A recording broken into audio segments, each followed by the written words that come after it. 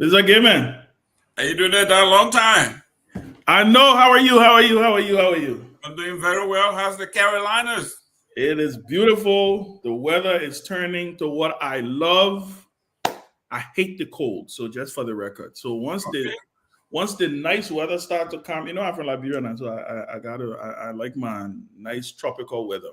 When it's Once cold, the weather starts to change and I'm able to go outside and smoke my cigar and drink my cognac. I'm an outdoor person, so I'm excited about that. I'm excited about that. Yeah. How are excellent. you? You in Florida, right? Yes, yes, Yes. always So been you know 30 exactly years. what I'm. You know exactly what I'm talking about. Listen, That's your life. this is the closest you get to Liberia. I know. I know. I know. I know. You But it's good know, to see you. Well, let's welcome the people. This is TCA After Dark. This is what do we like to call it? We just like to shoot the breeze here, talk about some historical context, talk about some things that are happening in the country, educate our people, give them some historical, just kind of like just shoot the breeze. Nothing too serious, Mr. Gaiman. sure, We're sure. too serious in our country when it comes to politics. Everybody's chewing everybody's head off. I told somebody yesterday, by the way, for the record, I spoke with President Weah yesterday, and I told him, I said, CDC needs to print some T-shirts called Common People. That's correct. Just branded and say common people. But it's a beautiful thing. We look forward to having some fascinating conversation tonight. Lloyd Scott will join us, and maybe a few people who are online. If you guys want to join us, just let us know. We will shoot you the link, and let's have some conversation. We'll be here for maybe an hour or so, maybe 2 hours, depending on how the conversation goes. Right? You never know. We may want to kick it all the way through. Have a late night party. I have my shot here. Oh, you're ready to go. I'm ready. I'm fired up and I'm ready to go. I'm fired up and I'm ready to go. I hope Robert Gagwa can join us. I don't know if he's listening.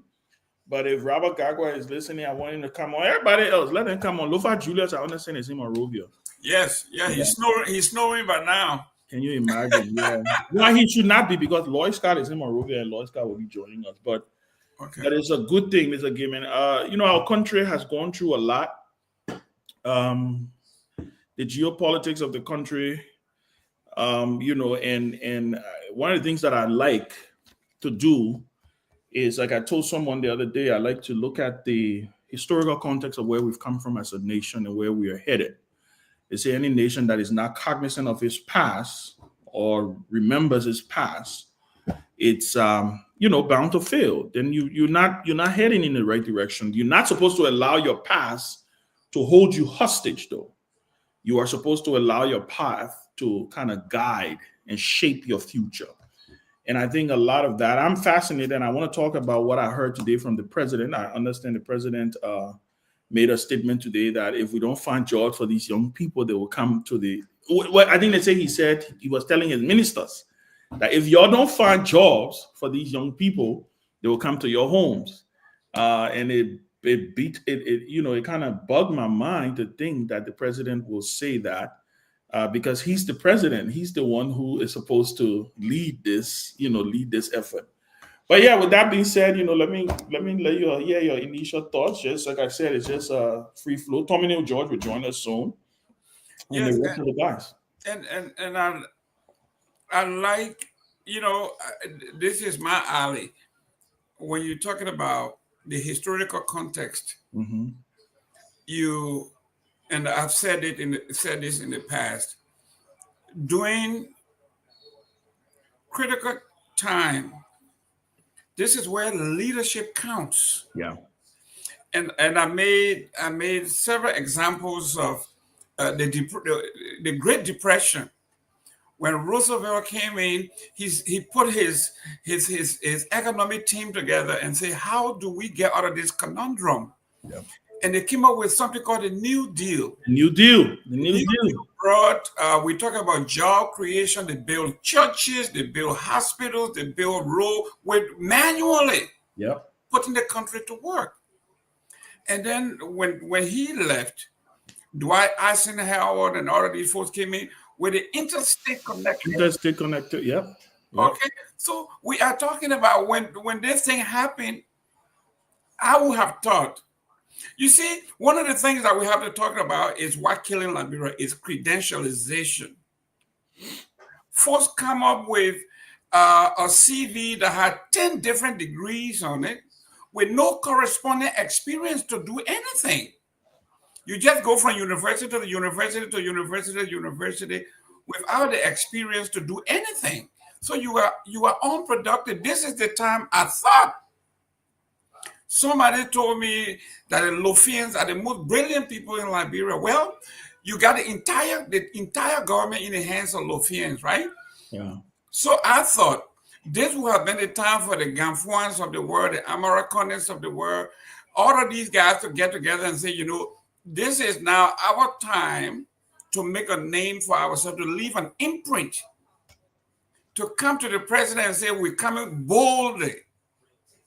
Instead, the finance minister calls a news conference to tell us that he's appealing to the European Union to fill in the gap that the United States cut. The United States cut 51 million. We are appealing to the European Union to fill in the gap. Can you imagine that this is the economic plan that Joseph Walker economic team has? Then he has the audacity to tell the ministers individually to create jobs. Can you imagine? I mean, I have never, and I know they say sometimes, we take time to beat up on this administration and all that because we were either sympathetic or aligning with CDC.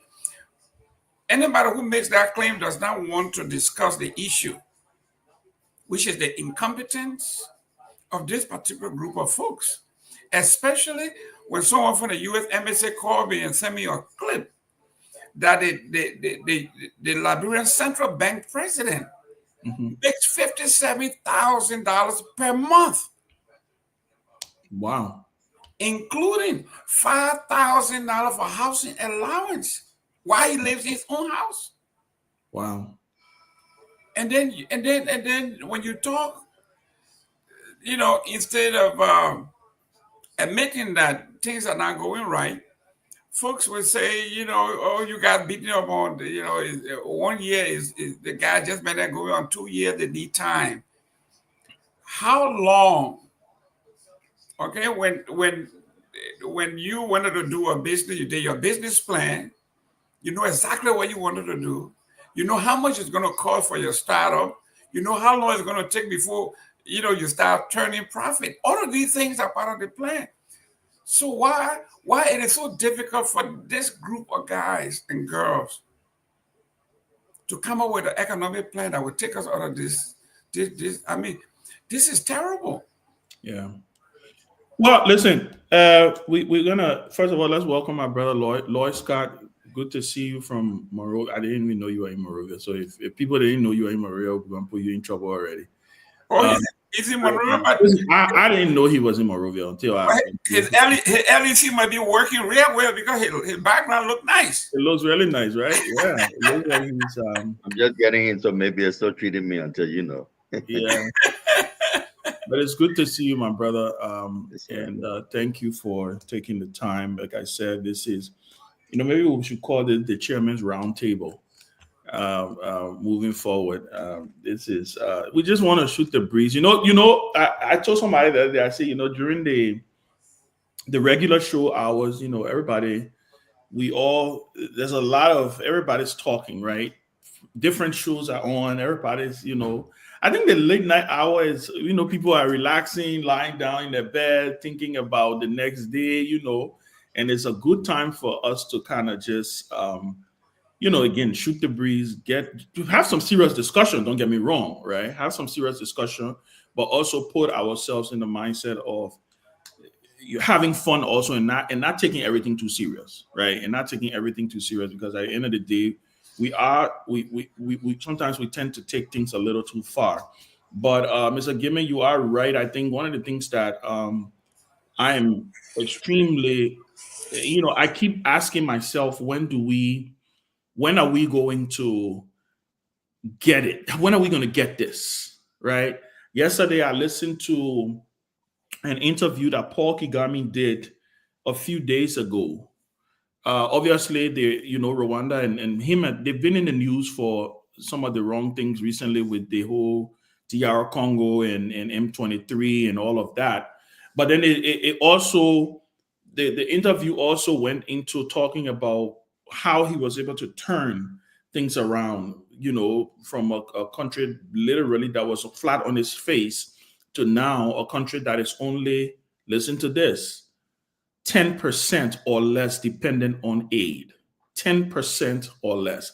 This is a country that was 100% dependent on aid about maybe 15, 20 years ago. Today, they are less than 10% dependent on aid. So you can understand why Paul Kagame can look them in their faces and tell them you'll go to hell, right? But there was something, and Law, you were coming for your intro, but there was something fascinating he said. He talked about how he engaged, and he talked about how aid and it has been used as a leverage and as a hook on the head of Africans. He also talked about the fact you could see that he didn't want to throw a lot of his colleagues under the bus, but he also talked about the fact that one of the things that are lacking on the continent right now is innovation, is having the political will to be able to pull the trigger to make difficult and tough decisions, is also being afraid to make unpopular decisions because you're always thinking about the next election and how you think the people are going to react to you.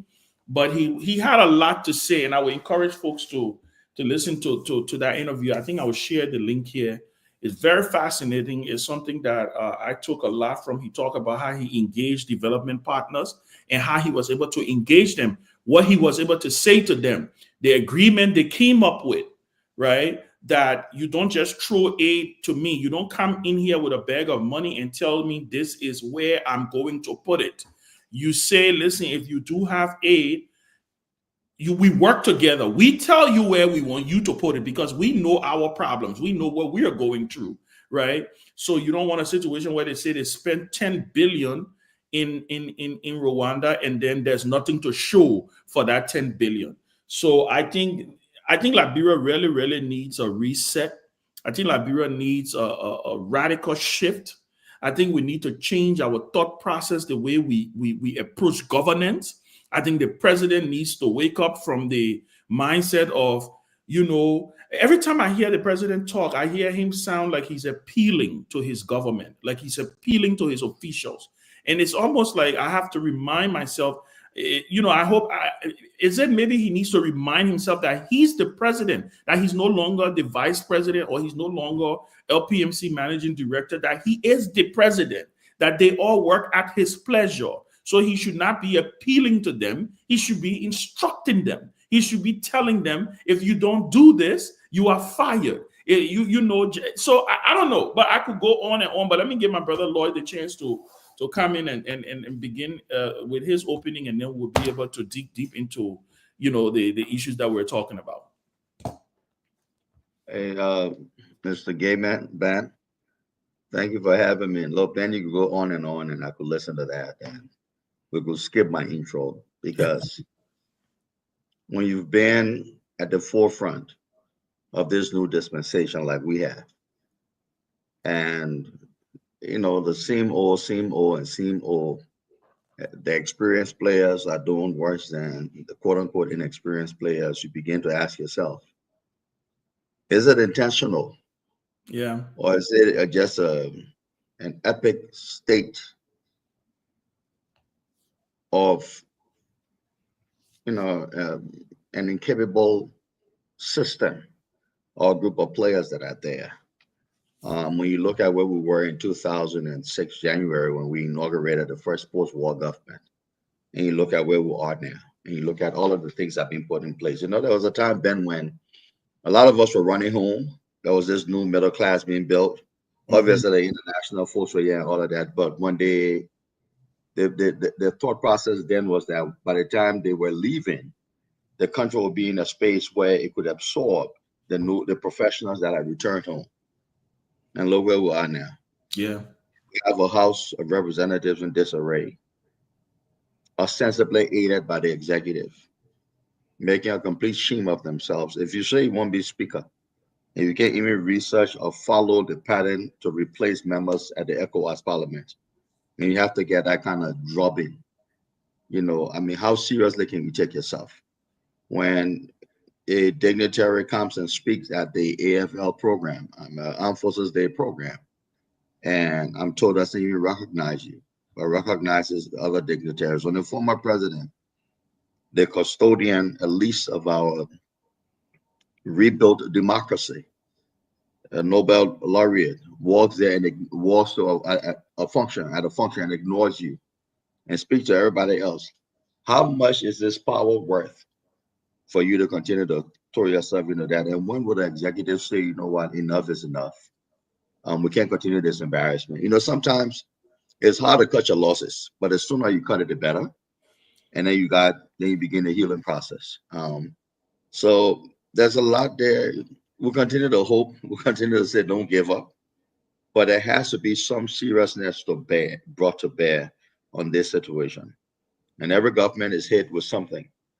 Madam Salivi was rebuilding a new country, dealing with different factions that were still involved in the governance of the structure of the country.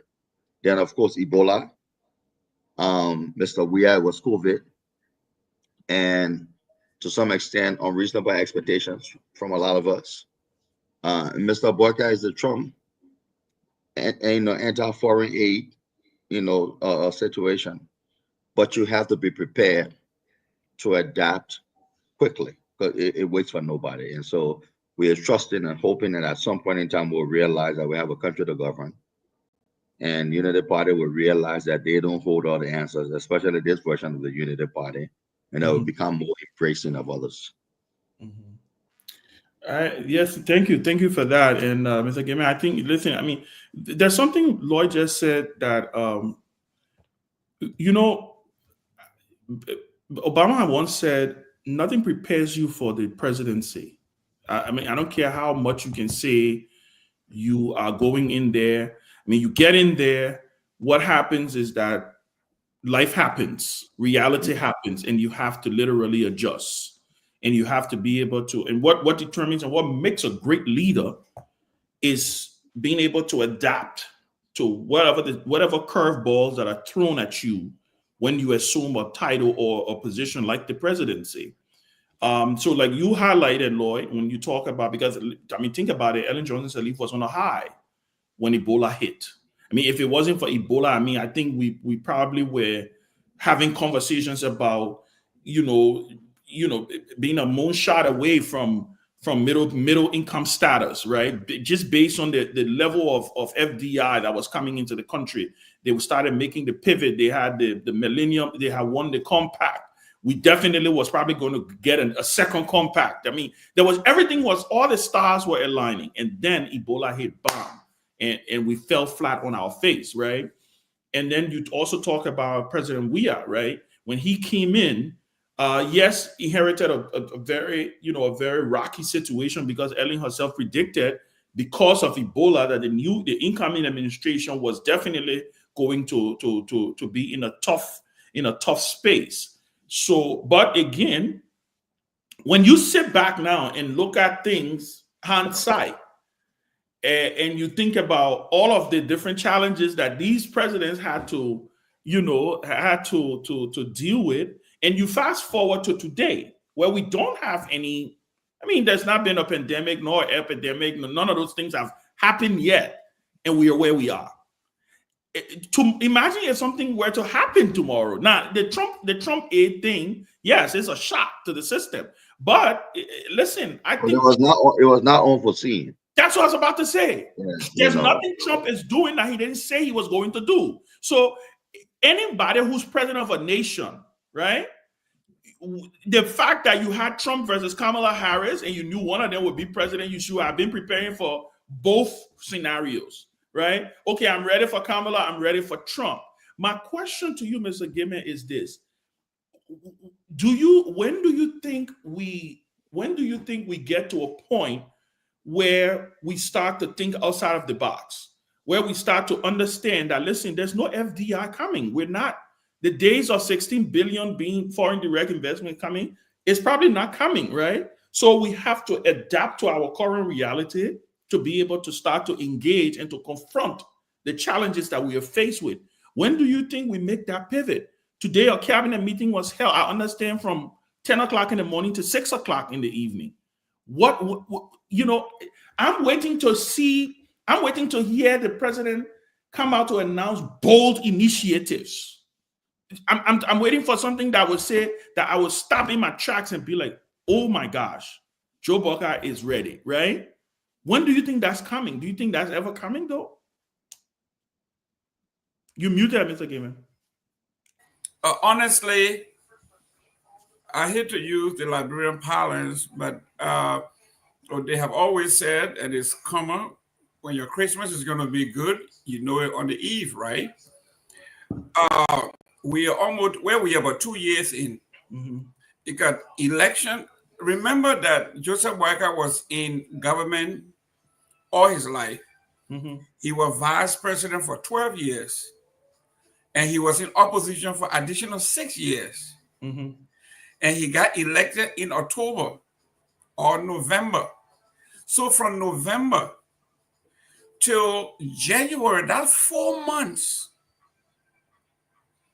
So if you tell me that with all of these times of being the vice president, where he said he was a parker, he was only a witness, but not a participant, then 6 years of advocacy, he has seen the wrong that Ellen did, and he can now come and see a bigger picture, and he got a bold step when he boldly said, no car will be stuck when I'm elected within the first 90 days. Then he with affirmation, he said, trust me. So this is a man who exudes confidence that people thought, well, there he is. You know, when things were hard, FDR, not only did he address the nation, but he had something called the fire chart.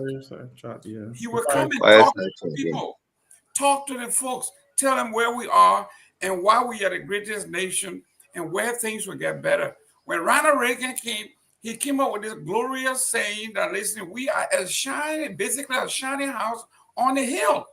Everybody looks up to us, so we have to shine. Where is Joseph Boakai?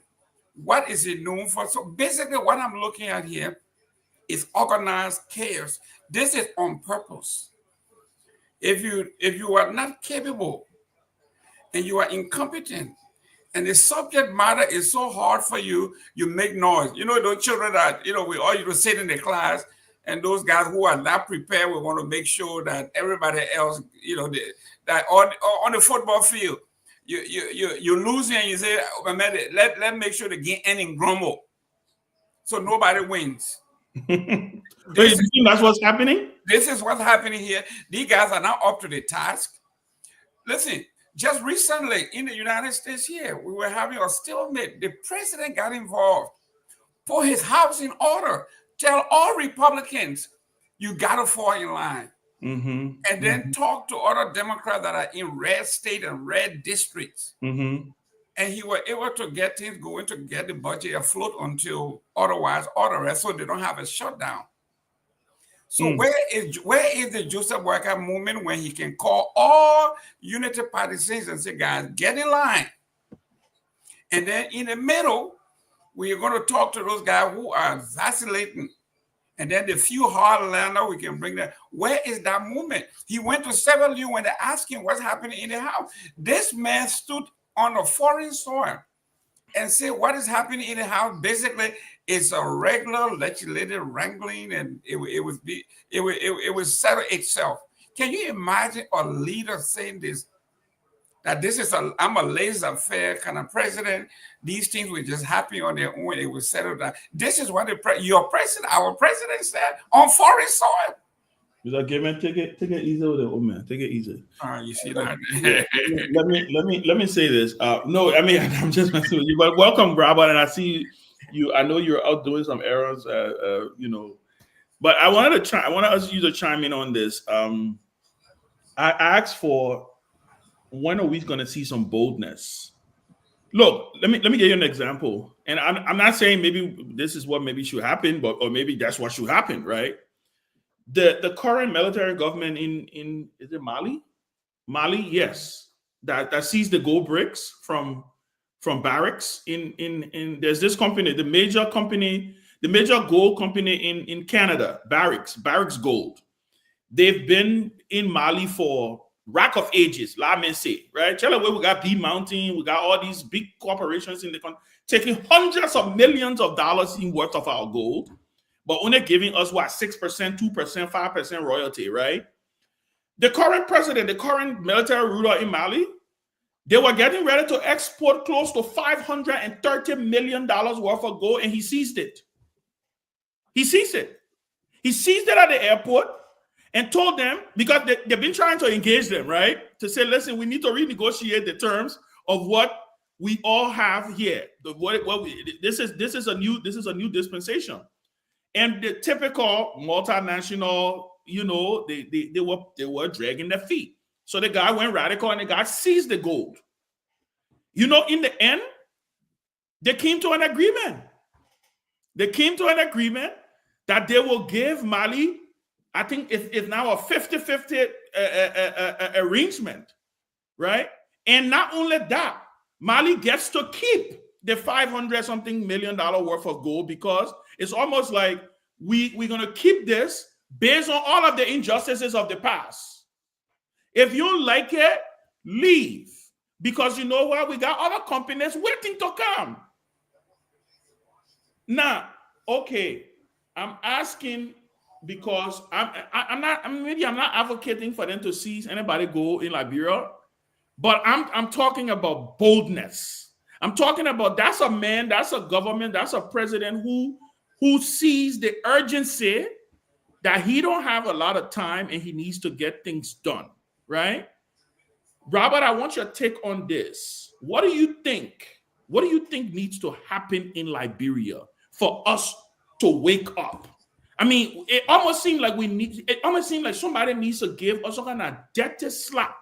You know how like you sitting there and you just in a daze and somebody just can put a dirty slap in your ear. It almost feels like Liberia needs a dirty slap in her ear, or the leadership of Liberia.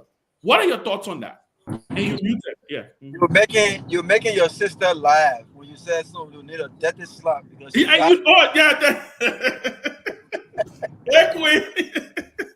Queen laughed. She just laughed when you said that. But maybe we need a double dirty slap, right? Maybe we need that. But the question to you, Ben, who gets slapped? Who gets slapped? True. Are we gonna slap Joseph Walker? Because you slapping dirty slap, you might not. Something might happen. But if Joseph Walker is the one who is the most powerful voice in Liberia right now, because we have an imperialistic president, we have perhaps one of the most powerful presidents in the entire world. He has the power to set the tone. He has the power to get things done if he decides to get it done. He has that power. The question is, if he has that power and he has not applied that power, who else, if there's any slap needed, Ben Sammy, Leon, Jerome, before I even proceed, who should we slap? Ben, maybe you can help me before I proceed. Because to your point, we probably need us dead, but you can't slap all of us. So are we saying the voters need to be slapped because they are the ones who are electing incompetence? Or should we slap the president that we already have right now that has the power to get certain things done and has refused to use that power? Or should we slap our lawmakers? Or should we slap who should we slap? Who gets the slap, Ben? That's a great question. Maybe let me ask Mr. Gaiman and Lloyd. Who Robert said who should get a dirty slap? Well, my question would be, who doing the slapping? That's the other thing. That's the other thing right there, right? Because usually when our parents are disciplining us, they have that moral authority, right? To say, listen, We have our family tradition, our integrity, our name to protect. Based on that, we are not going to allow you to do this.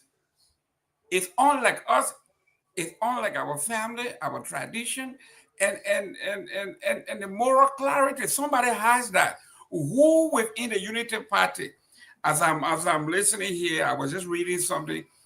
The Senate just I think they had summoned the labor minister Krua, and he refused. He ignored them. He didn't even go, and now they are contemplating charging with contempt. The guy don't even care. I mean, there's no rule, there's no law and order, there's nothing.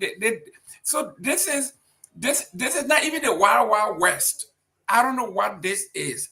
So if you have a government and the president himself disobeyed the constitution of the nation that he put his hand up to protect through the Supreme Court, everybody else follows, as you can see. What happened to the 450 people he said he suspended because they didn't declare the assets? Have those people declared the assets? Have you heard anything else?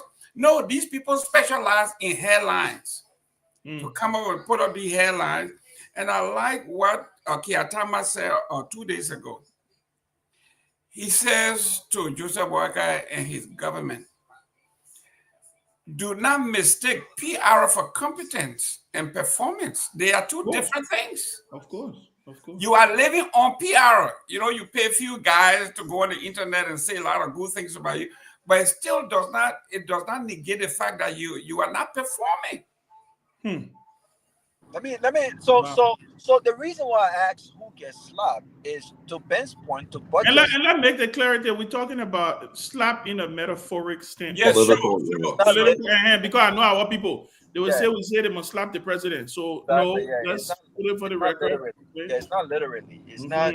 We're not talking about someone going and just putting slap in someone's ear. But Ben, to your point, I think that the voting population, I think they have the power. I think they need to wake up. And when you ask the question, what needs to happen, right? I don't think that I don't think there's nothing detrimental that could possibly happen that would affect those who are considered the most privileged in Liberia. If anything were to happen right now, the people who will really feel the pinch, and the people who have been feeling this pinch for decades, but because they're so resilient, because they're so upbeat, because they don't give up. I mean, considering everything that we've gone through as a people, I think Liberians are some of the most resilient kind of people that I've seen, especially Liberian mothers. And so, if anything were to happen right now, be it the economy or whatever, I think the Liberian people, the poor people, which consists of majority of our population in Liberia, I think they will feel the pinch right now. So if you ask me what will have to happen to wake people up, I think what will have to happen to wake people up is what we have experienced over the past few months, right? With this government, right? This government came to power with the biggest message with regards to experience. They came to power as the folks who were sophisticated, as the folks who were experienced, educated, the most educated bunch in the country, and they came to power with lots of expectation. The more I think about what my good big brother said, Senator Amarcone said when he talked about managing expectation, remember, he made that point and he sent out that warning before the inauguration of this government. The more I see what has happened over the past few months, the more I go back to that comment. Did Amarcone know something that we did not know? Because this movement requires a lot of managed expectations. Because remember, these guys came to power, they won the PR war, Jerome. The PR war that was lost by the CDC.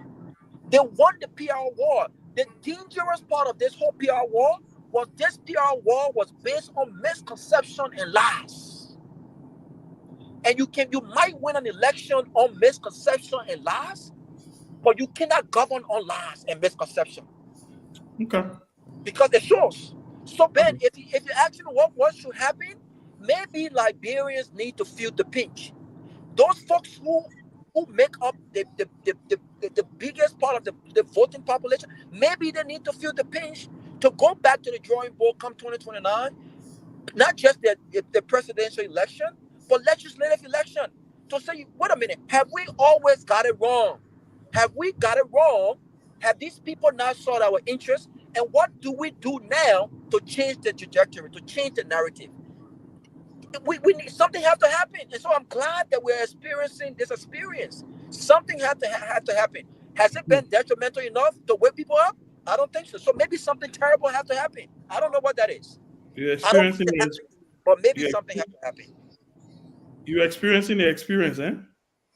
Yeah, Um, that's what Alice Tommy said. We are experiencing the experience, the 42 years of experience. so Lloyd, let me ask you, and I hear Robert talking about the people. Do you know? I mean, there's also the saying that they say you can scare old lady with bucket, right? There's another colorful portion to that quote, but I'm not going to use that one. But it's that you can scare old lady with bucket, right? Because old lady and table plenty time, so you can't scare bucket with nakedness. Either way, right? It almost has become that the Liberian people have gotten accustomed to pain and suffering, right? That like what Robert is saying, right? Maybe the people need to wake up. Maybe the people need to suffer. They need to go through this thing. Maybe he didn't say suffer, but maybe they need to go through this experience. But my question is what more does the people need to go through for, because I personally believe that this is a leadership problem that we're dealing with here. That some of the decisions that needs to be made can only be made by leadership, not necessarily the people, right? Because guess what? The people, what are we made, some of us may not have agreed with that change, but they did vote for change. They did, right? They replaced the incumbent administration with a new administration. So that is change. They did vote for a bunch of new lawmakers. So, Lloyd, that's where I want you to come in. Where do you think there is the missing link here? Why are we not making some of the decisions that we believe that we should make? Are we just afraid? Do we just don't have the political will or the audacity and the stamina to be able to say, you know what, we're gonna go big and we're gonna go bold? Why can Ibrahim Traore in Burkina Faso, who could be President Bokai's son? I'm sure President Bokai's oldest son is older than Ibrahim Traore, right? Why can he make some of the tough decisions that he's making? Why could Kigami make some of the decisions that he made that Weah couldn't make, that Boka couldn't make, that Ellen couldn't make, that all of these presidents couldn't make? Where is the missing link here? Look, people like Ibrahim Traore them look at and they revere the memories of Sankara, Okay. right? How many presidents in Liberia revere the struggles of some of our pre-war leaders, even during the military coup, whether or not you liked him? Thomas Kwankwa was known for rigidity and discipline in the military. You know, Samuel Doe got to a point where he became an all-powerful guy. You talked about the people have suffered so much that you can't scare them. But what you didn't also mention is that no matter how much suffering somebody has gone through, hunger hurts, sickness kills. Okay. Um, Malcolm X, when we had a lecture one day with one of the aides of Malcolm X. And we asked him, about different things. What would Malcolm X say about this and that? And so he said, we asked him, he said, Malcolm X said, the most important thing to man was food. He said, you can take the most prolific womanizer, take him out of jail. He hadn't eaten for a few days or a week. And you bring him out, and the one woman he's coveted, that woman is there and available for him to talk to. And you also pour down a bowl of food. That hungry, almost dying man would devour that food before he summoned the energy to talk to that woman, right? And so when our folks are living on less than $1 a day, but there is a symbiotic relationship, not just between the governed and the governors, but those leaders in the opposition also have an obligation to the people to help to hold the government honest. Now, to their credit, we don't have the kind of built opposition system in Liberia as in other places where it's the individuals that carry it. And Mm. so, if I spend 2 or 3 years giving you a better alternative, and you've decided to jettison that and go somewhere else, then I have to regroup also and say, do I still want to be involved with this? And Mm. that's the challenge that opposition leaders deal with. Now, I'm not going to talk about ranked hypocrisy. Before the government that you just spent the last 2 or 3 weeks pushing and pushing and pushing before they were inaugurated, you started telling people to balance, manage their expectations. The nerves of you to make such a statement, because then you were saying that we sold you a bill of goods that doesn't really exist, and so now you should prepare for hard times. And like Robert and you said, Ben, you can campaign that way, but when it's time to govern, it's time to govern. Look, you can't cheat. I don't care how great an athlete is. If you're not training and you're not in shape, when you get on that field, the fans will know. Mm. It's a constant training thing. You got to constantly be doing it. And so we talk about the proverbial slap. Who do you slap? Look, let's be fair. The president needs to be held accountable. Not so much that I think he could have assembled an 18. We can give him the pass if he hadn't done it. But there are just some missed opportunities, some self-inflicted wounds. This whole fracas in the house did not have to happen. It just changed their attention. And it happened at the time when different challenges are coming your way. They You had an opposition guy who was basically doing everything to accommodate you, who understood what the international players wanted, who could help to be one of your de facto ambassadors, back and forth with them. And a group of renegade lawmakers decided they were going to go after him because in 2024, they're already thinking about 2028, 2029.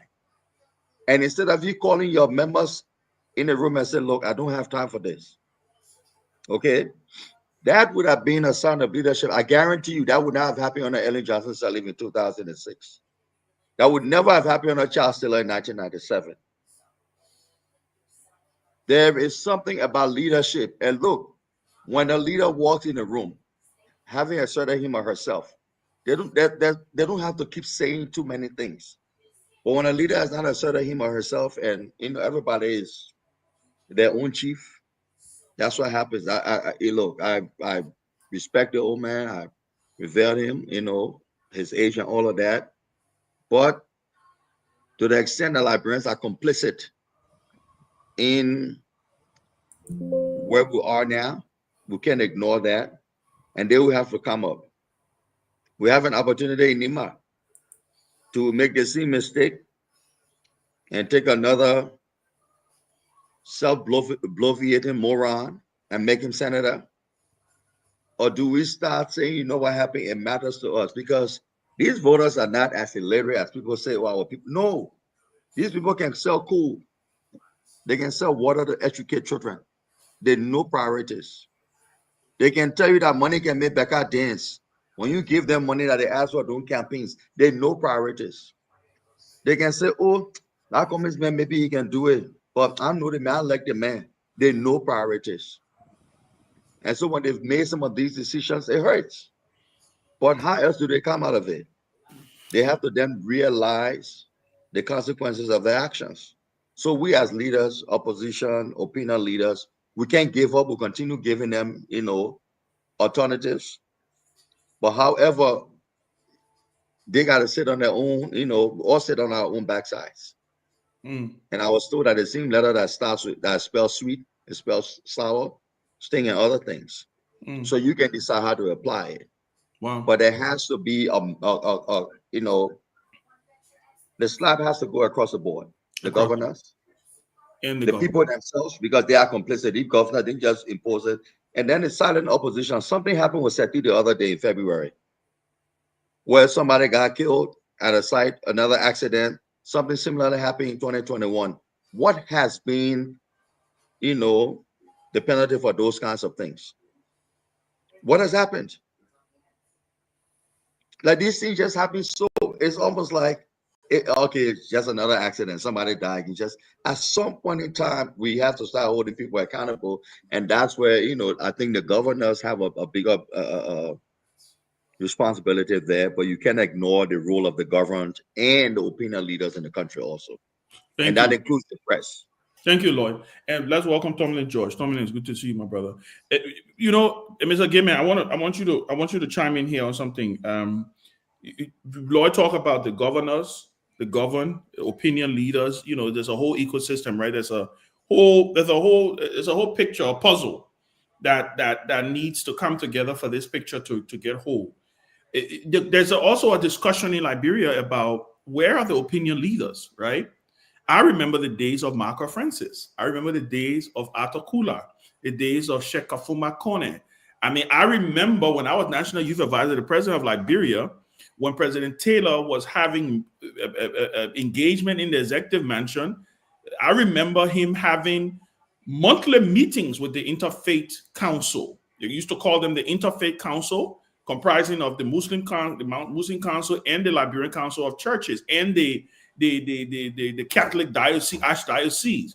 I remember when these men, and women of faith, and they used to call them the moral conscience of the country, right? That's where that thing came from, where they will challenge the power to be, either in a public forum or in a private forum. I remember them holding these leaders accountable because whether we like it or not, there have to be a balancing act for democracy to work. Democracy don't just work in abstract because it's supposed to work, right? When you look even in this country, there's a reason why today the Democrats still have not passed the CR bill, because they're saying we can't just let you do everything you want to do. So there's a balancing act. My question, Mr. Gaiman, is where is this balancing act in Liberia? Most of the people who are supposed to be the moral conscience of the society are on government boards. Imagine if Michael Francis was on the board of MPA. Just for a moment, think about that. Imagine Michael Francis, the Archbishop Michael Pakala Francis, or Bishop Arthur Kula, or Sheikh Kafuma Kone was sitting on the board of MPA or LPRC or one of these government functionaries. Would you think they would have been able to talk to President Taylor? Or will it matter Jala on the board of LPRC and talking to Doe? Yeah, I want to know, Mr. Gaiman. Yeah. Yes, so again, I want you to chime in on that. Where do you think there have to be this puzzle? All the pieces got to come together for this picture to look right. Right now, it seems like the pieces are just all over the place. Well, I think you remember when I said it is a deliberate, organized chaos. Do you know how much it costs to win an election in Liberia? You, Tomlin George, my brother Scott, Gagua, Ben, if you went to Liberia now with all your good intent and you wanted to run, the chances of you winning is very slim. You know why? Because those people who have vested interest, and I'm speaking from experience. I was in Bassa when a very incompetent person was running. And the groups that assemble in Bassa to support that individual, the Uris of the world, the Cummings of the world, the Musabilities of the world, they converge on Bassa. We are talking about from between $100,000 to $150,000, from $50,000 to $150,000 to win an election in Liberia. And you will find a guy who can barely read and write beat a man who has experience and with good intention, proven record, managerial record to do well for our country. And then we wonder why there's chaos. people who never even took basic civics. But for some reason, big people who are ready and willing to do well for our country. So we are part of the middle class or intelligentsia or whatever it is. Let us not exclude ourselves from what is happening in Liberia. It is not cheap to win an election in Liberia. But for some reason, when I saw someone like Prophet Key, right? Someone asked, he said, Prophet Key, what is your level of education? He said the last he remember was he passed from the 5th grade and then he dropped out. Today, he's running for one of the most powerful positions in the country. He wants to be senator of Nima County, and he's spending that money is coming from somewhere. There's a man who has been unemployed all his life. So we ourselves now have to dig deeper and say, this calamity is being brought, it is artificial, it is man-made. We are making it, how are these people winning these elections over credible people? And then we come back here and say, how did this happen? So when we have to do, when you look at, when you were talking about the moral compass that I talked about, the gentleman, my own brother and friend, and God knows I love Reverend Reeves. Dr. Reeves, you're my brother. I love you and I love working with you.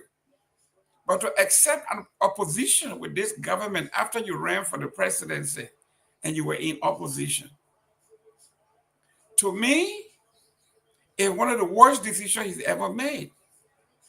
And worse, Imam Krahi, who's supposed to be the biggest dog in Islam, okay, to sit there and accept a position and defending, saying he doing it at a loss.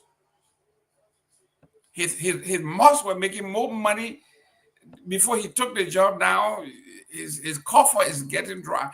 And you think someone were asking, but if this is the case, why are you doing this?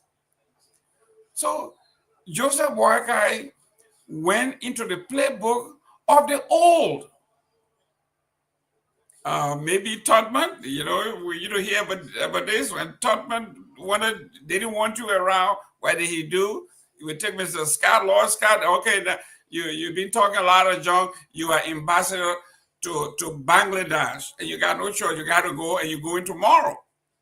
Where is Bangladesh? Where does Scott know anybody? But where is Bangladesh located? And you will have to go. It's a matter of getting rid of you. So Joseph Boakai dug into that bag and got rid of every potential person that could have been the moral compass of the country. And once we are all dividing the loot, there's no way you're going to have the courage to say, why are you eating so much? So yes, we have to. I mean, it's a spiritual thing. We have to dig deeper personally. The Basel man says, I mean, charity begins at home. Let us start looking within our family. The civic now. The civic that we all took said, the fulcrum of government is the family. Yep. If you can't run your family, if you have children all over the United States and you run from here, you go to Liberia to get a job and forsaking everybody else here. This is it. So Liberia has become basically a farm where everybody go to harvest, but not to live. So we have to take some of that blame. Where is Mr. Cummings? Where is Yuri? Where is Musa Bilete? Musa Bilete still doing a thing. He's a weasel. He will find his way wherever he can. But all of these people that converge on Basel and other zones. You know what? He's a weasel. He's a weasel, political weasel. He will find his way out somewhere. So but you just said, but you announced here on the show that you're willing to look into Musa Bilete party. I heard you loud and clear. Listen, the gentleman said what I wanted to hear. Exactly. He So said, I guess that what made him a weasel.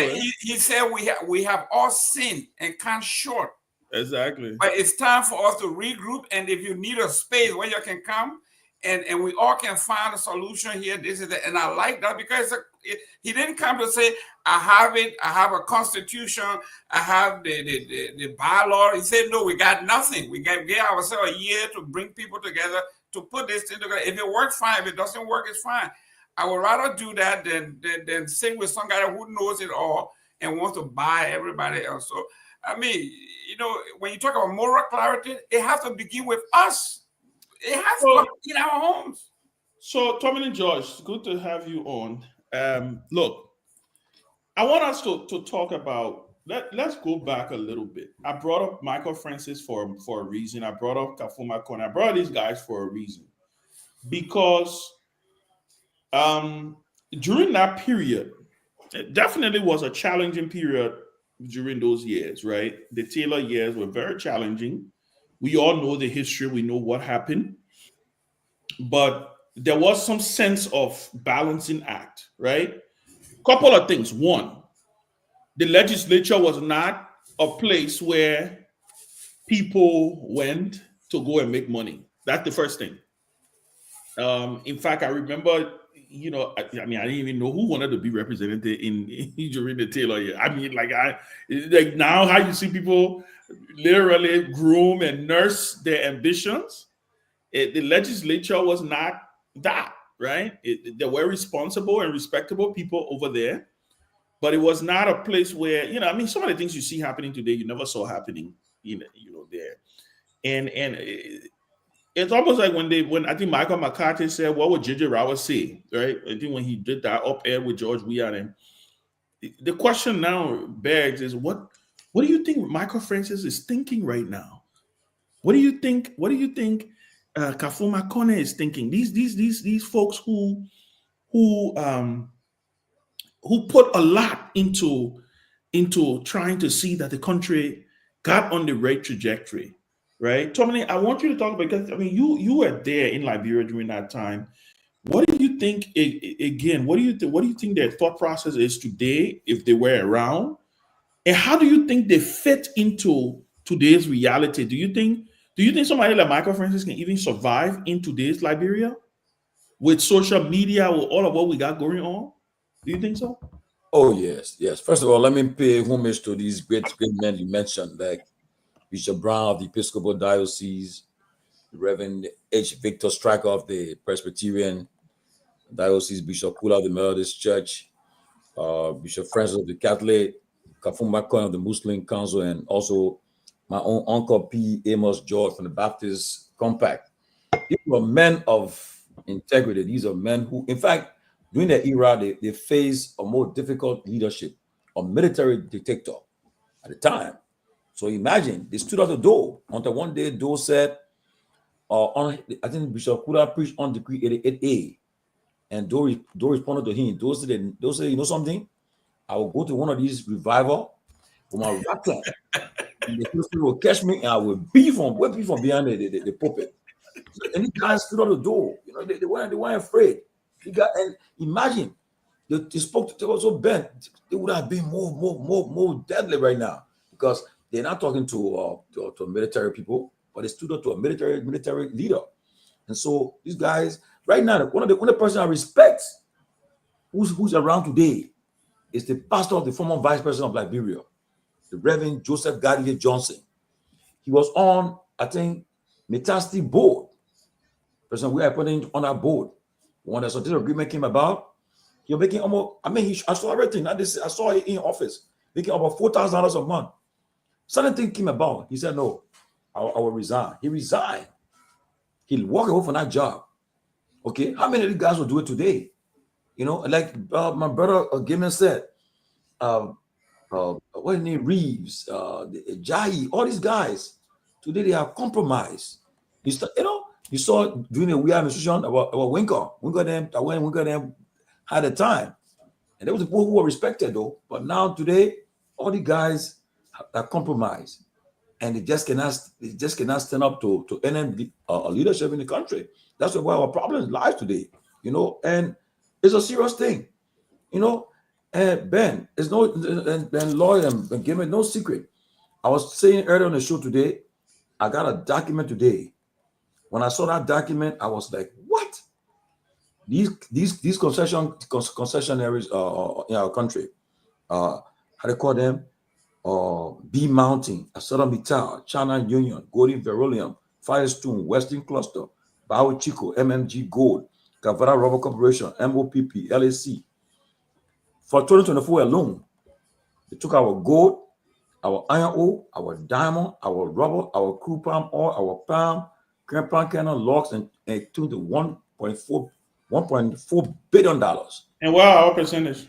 Only 182 million was left in Liberia. Then I said, because you said something. But that's my point. You said the guy in Mali. Yeah. While it's true that this agreement was all concession agreement are ratified by the past government, the guy said, no, we got to revisit these things.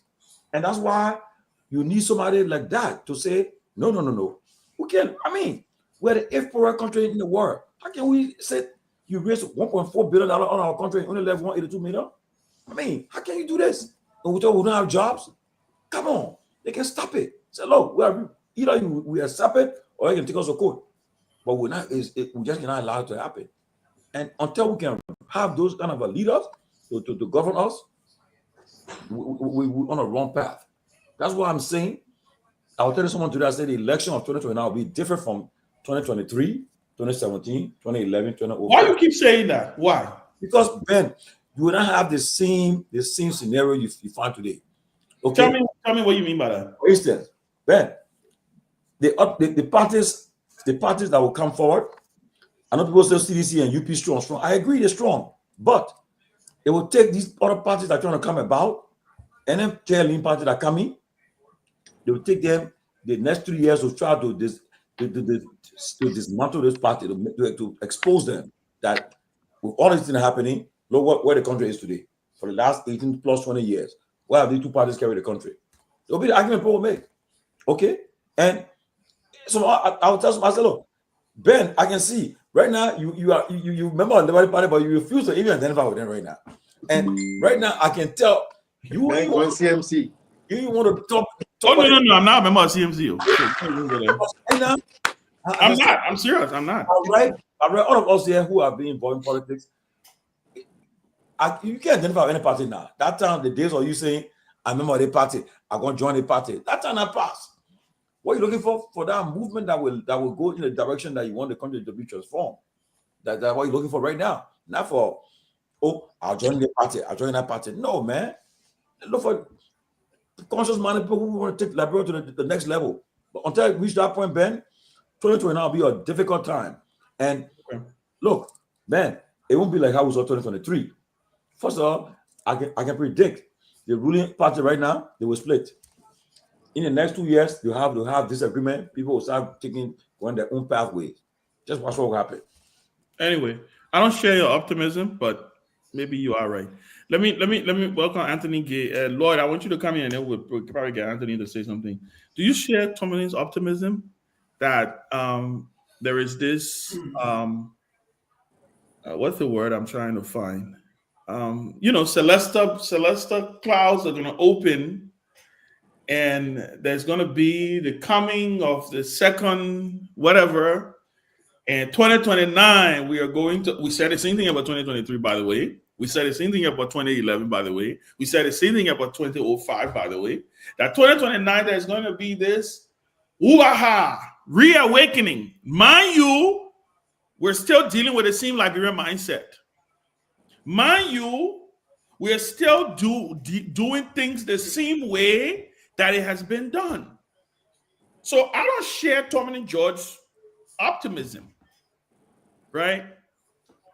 I have some hope, but my hope is not is not invested in where he's coming from. That there's going to be this no new Liberian coming from nowhere.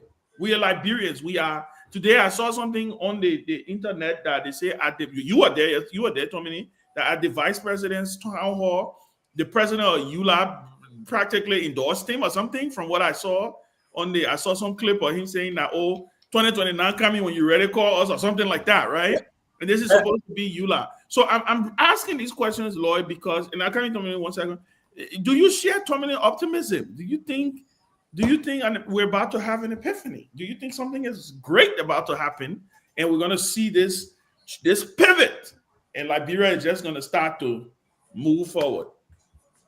Ben, if you ever watch a game with me or you play a game with me, and I mean within a realistic shot, I never give up until the game is over.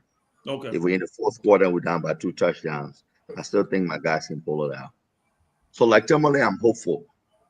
But like you, I'm not very optimistic because I think we are, you see, one era should be ending. Well, I was told the other night by some very wise talk show hosts that, oh man, boy, I may be running again.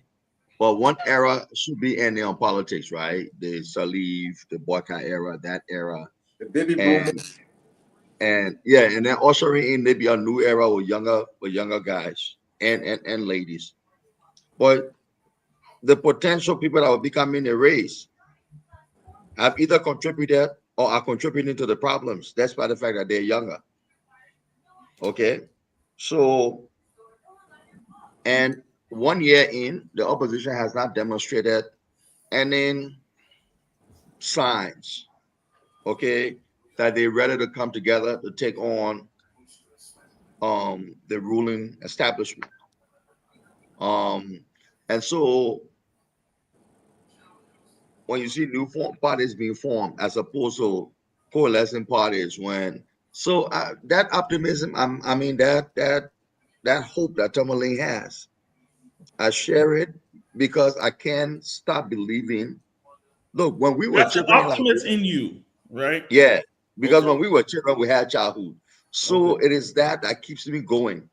But am I sitting here really, really believing, knowing Liberia like I know it, knowing what just happened the other day, like you just talked about this July meeting? Look, the same thing is that at some point in time, the only thing I would say though, Mr. Gamer, is that I think you gave them too much credit when you say it's organized chaos, right?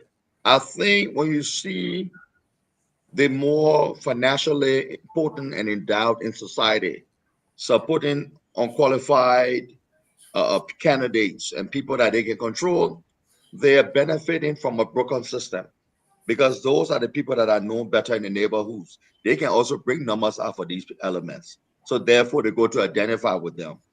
But I don't think it's organized, right? The system is broken. And so where can they pick from here and there? It's not really organized because if it was organized, they would know better that those very people that you temporarily building alliances with today will be the very, very stumbling blocks to you making progress tomorrow because you don't want your investment go to waste. But at that moment, if you go to Bassett now, I don't care what you say. I was talking to a friend of mine. They kept saying Unity Party will make sure Yeka doesn't win. I said, my man, there are just certain battles that Unity Party can pick that can really interest me about you. What kind of. So he went to a program and then he said, my man, you're onto something. Oh, when they even call our political leader, the person got less applause than Yeka at their function. Okay. So if you come here, whatever you think about Yeka, that somebody you may gravitate towards to help you get numbers and by extension supporting. Okay, then tomorrow they will say, oh, Jerome Gayman, Ben Sanford, Anthony Gay, Tomalin George, Lloyd Scott, they were there supporting this man, blah, blah, blah, right? But maybe we were there for a more noble cause to try to do bigger things in the country. But that was part of the price we had to pay. So in a broken system, you deal with those kinds of pieces. I'm not sure it's organized. The thing that's happening here, it can be, if it's organized, there is a very, very stupid group of organizers, okay, because they do everything that hurts them. We said it on this thing before, and I'll say it again. I don't care how well intentioned the president is. Richard Kuhn is an albatross around the political necks. Get rid of that sooner rather than later. We got to reach the point where we can be leaders to say, look, we've erred, we've made mistakes. The sooner you do that, you get more buy-in quickly, right? So you can be that organized in your chaos and then still be having those kinds of unnecessary problems. He's just one of the another problem. The guy in Nima, that Koga, is another problem. Like at some point in time, you got to get rid of. And look, if the president wakes up tomorrow, and Ben, let me end on this. I know you said like the president is appealing to his people. He went to the cabinet meeting the other day. I'll give him this right before I also break it apart. When he reminded them of what they need to do. I know, right? If you're the president of the country, 1 year after you become president and people are being in your cabinet, you got to go with a list to remind them this case is open, that case is open, this, that, do that. Then I think you really need to ask yourself, do these people want a job? Absolutely. No, seriously speaking. And not only that, you see, that's a conversation you can have with them. But if you're going to go to a cabinet meeting and put it on the record, Mhm. then we got some bigger issues. Really, you've been around governance at the highest level, and you Mhm. and I know very well. Ellen Johnson Sally will not go to a meeting. Charles Taylor will not go to a meeting to remind people what they were supposed to be doing 1 year later. Yeah, that's one of the things I was concerned about. But anyway, Samuel Doe will not do it. yeah. You know. Yeah. But anyway, Anthony Gay, you want to chime in on this because for me it's a larger conversation based on the notion that our country seems to be stuck. I'm sorry, that's just the I'm just being real. It's I think stuck. the country seems to be stuck. The country Somebody is said it was in reverse, but if it's stuck, at least then well, now okay. Okay. Well, yeah. Depending on how we want to look at it, right? But again, I keep asking it myself, where when is this boldness going to come, right? When is this? When imagine the president going to that meeting today. Jesus. When I sit and think about it sometimes, imagine the president walking in that meeting, in that cabinet meeting today,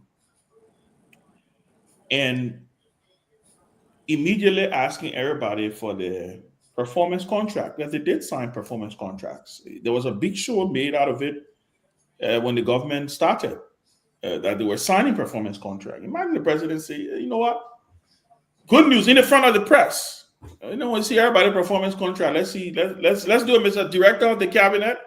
Let's put it up on the screen and let's see how everybody has performed based on the contract that they signed with me for the Liberian people, because you work at my pleasure.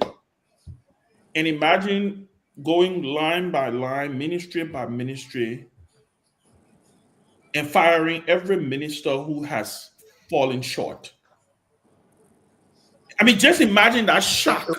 It would have been a game changer for Liberia. Look, Yeah, just imagine that shock. So I want you to talk a little bit about where we are and what are your thoughts on what needs to happen for us to, to leapfrog. Before Anthony going, but weren't all the ministers and the director, weren't they all suspended? Well, no, he said it once, but I didn't declare the asset, right? Yeah, there were 450. That's basically the whole government. Go ahead, Mr. Gay. they were technically supposed to be suspended for 1 month, but I think within a week of that suspension, they all complied. They comply, right? Yeah. Yeah. So they quashed that. But to your point, Mr. Gaiman, they were supposed to be suspended. But I think I want to piggyback where, Lois stopped. And that is, after a year, the president coming back to remind his cabinet ministers and directors of autonomous agency. That in itself, right, was a slap in the face of the president. Look, these people work at the way and pleasure of you.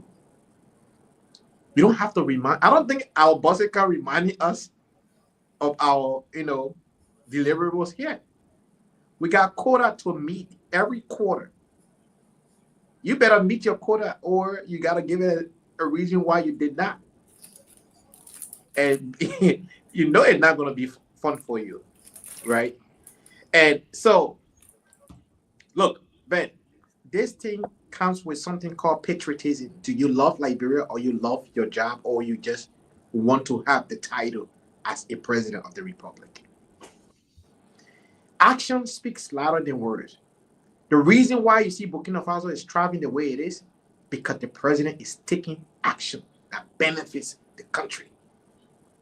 One action after the other. One action after the other. And guess what? Because he started by executing with action, everybody else now falling in line. They don't want to be left behind. They don't want to be made example of. They don't want to be the scapegoat of anything. If that happens in Liberia, Ben, things will fall into play. It took this president 1 full year for them to comply. By the time he said, I'm suspending those who did not declare the asset, what happened? Everybody 400 people within a period of a week. Something that took 24 months. Or 12 months, not 24 months. 12 months. Guess what? You are here now. Everybody, all of a sudden now, that asset has been declared. You are in compliance. That tells you that these people are here to test the resolve of the president. You don't mean what you said. You're not the man of your word. We are not law-abiding, Ben. The reason why you and I, when we see the police cruiser on the side of the road, that will slow down because we know the consequences of that police cruiser.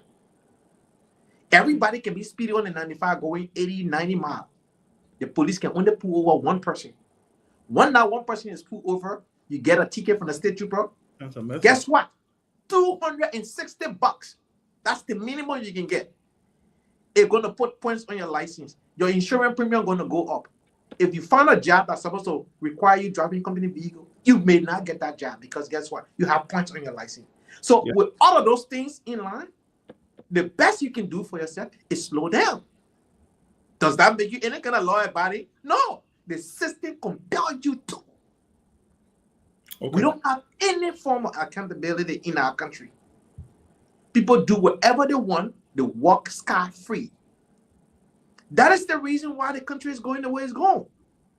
All of these people, why when they leave Liberia, they travel elsewhere. Even when they come to the US, they are bad. They go to bank, they stay in line. They don't call the teller and say, oh, I'm coming there, take care of me.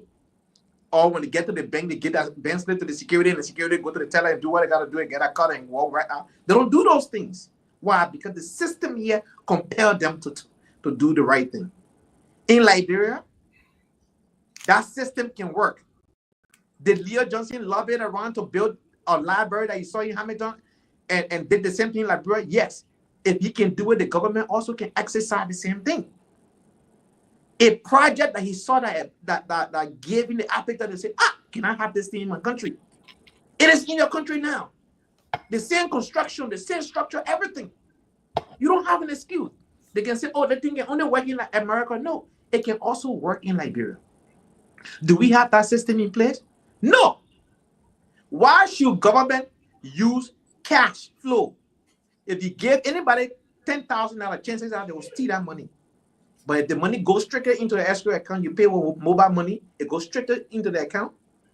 It ain't going in individual pocket. You eliminate the prospect of corruption right there.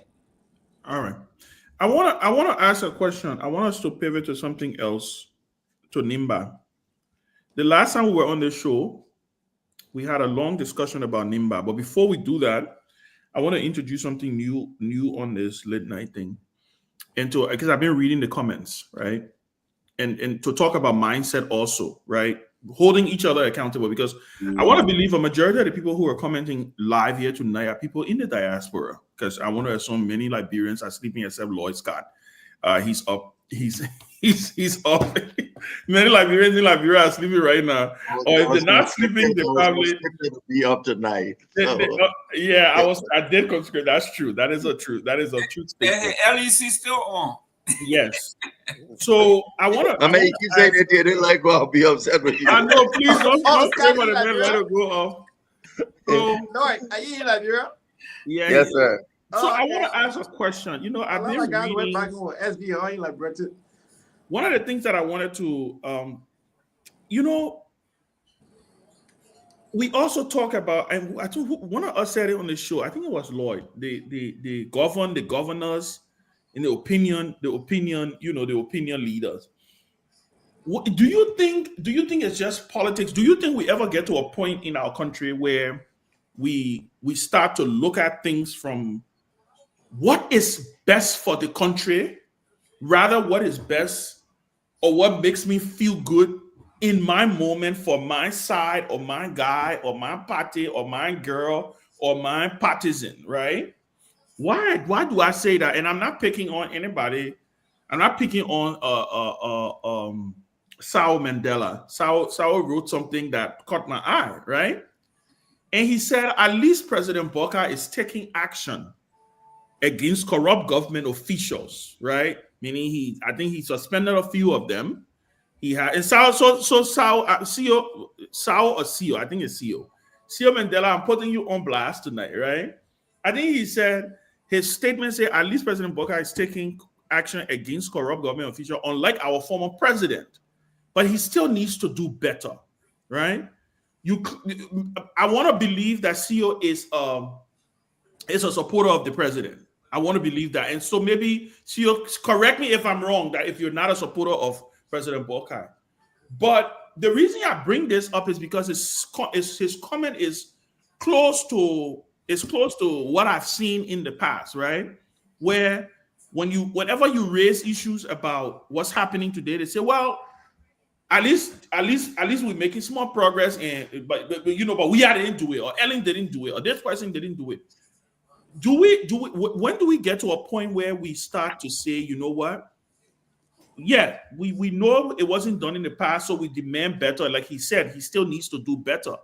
Do you think we need to adapt kind of like the approach or the mindset where we look at things in the perspective of, listen, we're holding you accountable today because you are the custodian of power today.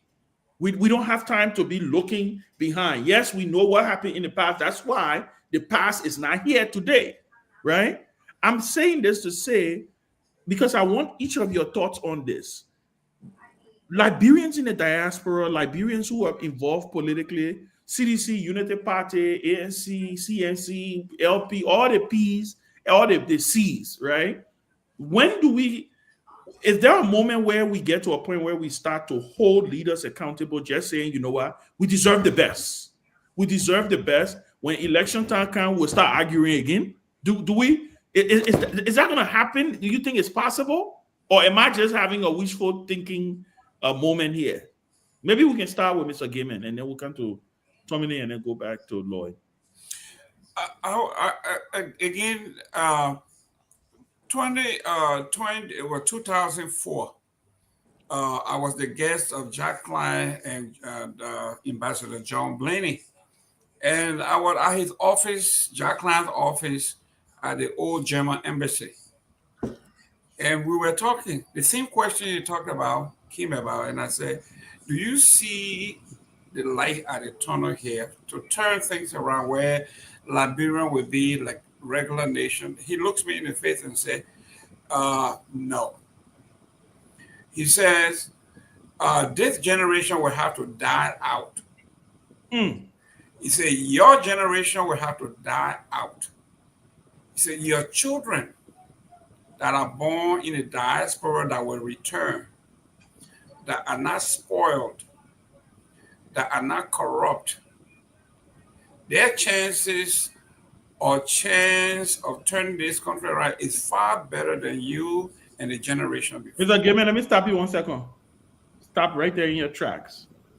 Are we looking at the same thing? Because whether we like it or not, you said this generation will have to die out, but this generation have children that are coming up with the same mindset and the same mentality. If you talk to a teenager today in Liberia, his mindset is not different from that of his father or his mother. Now, are we talking about the same thing that happened? Maybe don't we looking at?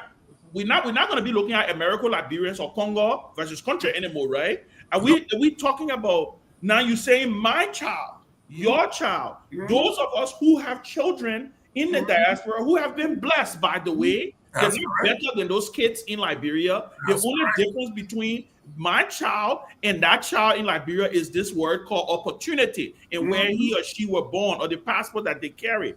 Are we saying that the diaspora children are not going to receive a pushback?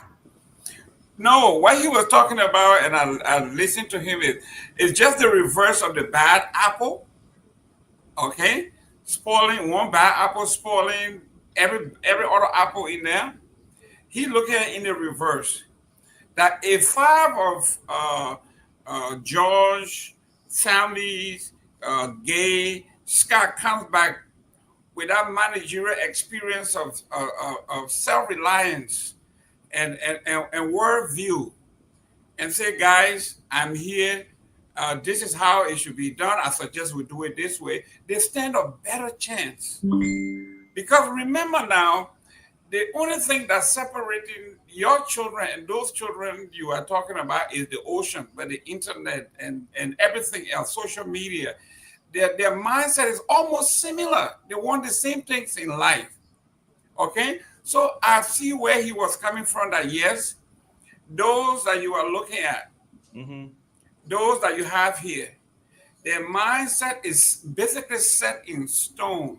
And this is a man who is an Air Force general that has been all around the world. His position was to go where the UN has flash fire to put him out and do the analysis. And from his view, he is saying the vision that you are talking about, that where we're going to be in a space and Liberia will be first, that group is not on the ground and it's not in our generation. And I want to believe that because it gives, when we're talking about great thought, these are thinkers. These are military tacticians. These are people that have been to places where best practices are. This man served in Vietnam. He served in Laos. And you see, he has seen the development in these countries, how it happened. He said, Mr. Gaiman, I am telling you, it is going to come from, and I want to give an example. I was in Liberia from December to February 2nd. I was there for 5 weeks. I took my son with me. He got to Liberia, and just one young man talking to a group of young folks, and you could see the attention that they were paying, listening, exchanging, being cordial, respectful to one another. That is an environment for learning, exchanging ideas. If Mr. Scott was in Monrovia today and he wanted to talk to his compatriots, you will see people from Unity Party, CDC, and as evidence by comment you see here. People are insulting, they've been disrespectful, they're not cordial. This is our generation. This is what I'm talking about. You are talking about brand new way of thinking, different education standard, different vision, and they share more in common than we are sharing with our parents. Okay. Tommy and George, do you think we ever get to a point where our mindset is not about my side, your side, this side, but Liberia side? I mean, do you think we ever get to that point? You know, do you think we ever get there? Well, like I said today on the show, I said I'm not for no political party right now. I'm clear with that. I'm for no party. You have to, for me to support a political party in the 2029 election, it's become a binary choice. But we have to critique everybody. We have to give everybody the fair chance. And like I also said, take it or leave it. Look, there was a time where you could go to an election and you know exactly who will win this senatorial election or this representative election in Liberia. But those times, I don't see it happening nowadays. People go and fight for it. Okay? But until we can be honest with ourselves and know that, for instance, right now the challenge is people are saying, and this is what you go to funerals, you go to any social gathering, after the event's over, when the social starts, this says the two parties have failed the country for the last 20 years. Okay? And people are gathering to see what say now this is American trust something different. That'll be the argument going forward. So people will argue it. The UP, You're talking about people in the diaspora, right? Yes. Yeah. Most of them okay. Now, but even 9 times out of 10, the people in the diaspora, even in Liberia now, people that visit Liberia now will tell you, who tell you say right now, Georgie, people are minds are changing their minds because they're saying what different from A and B. The same thing they have seen over the last 18 plus 20 years. That was they see happening. So look, until somebody can come up and prove that it will be a transformative leader, and we start seeing it, but not the same thing we see over and over. It will be hard. Some of us, and the good thing I love, I'm in the greatest country on earth, and I don't need nothing from anybody to make me say, oh, if you support the person or support that person, you suffer. God forbid I will not suffer. I will not suffer. Yeah, I won't suffer. Yeah, so we gotta critique everybody. We gotta put it clear. Not because you don't like the person, so you do it. No, if you love Liberia, you want to survive in Liberia for your future, you got to be real. Else you're gonna. And I told you, Ben, I said 2029. If we won't get it right, if I'm not on a winning team, I'm done with Liberian politics. I'm gone. I'm just gonna say, well, let me have fun now. On Social Security check be coming in. My kids all be sending me around the world to enjoy myself, have fun with my family, and just. So if you're on a winning team, then what? Not winning team now, because I want to be a team that will transform Liberia. They're not a team that will do business as usual. No way. Seriously, okay. I'm serious. I know you tease me. You say, that's it. I just say the more Ben. Just around business, Ben will be a serious thing. Go. Okay. Funny. But let me. I want to get. Mr. Sammy, let me tell you something real quick before you go to that. I want to tell you something that everybody wants to say, but they don't want to say. They're scared. The biggest elephant in the room. CDC has a loafer problem, and they have to deal with that. What do you mean? CDC has a loafer issue. And I'm going to leave it there. You can think about it. It has. What you brought it up for? There's something out of the box. You remember to talk again. What you're saying is true. You know, look, you said to people on sides of the spectrum. Right now, if everybody want to take it they can say what they want to say. CDC is not united right now. No way. They're not united. And the loafer group in CDC, they are different. They're not with the party code. No, most of them, majority of them. And the good thing in the end, but in the end, will they not come back? Ben, it depends on how things will progress in the coming years. Okay. Yes, it depends. I'm telling you, it's a serious issue. And anybody who is in denial can go ahead and dig their head in the sand. Okay. CDC has a major issue. And I'll tell you, you're on point, You're on point, brother. And I have done a lot of talking. I spent 5 weeks in Liberia. I've been all over the place. Nobody wants to talk about it. So, Mr. Gimmon, and then Lloyd can come in. Lloyd is an old strategist, and then Anthony and Robert can come in. Don't we always see this with CDC after every election? And then close to the election, they figure, oh yeah, and they come together.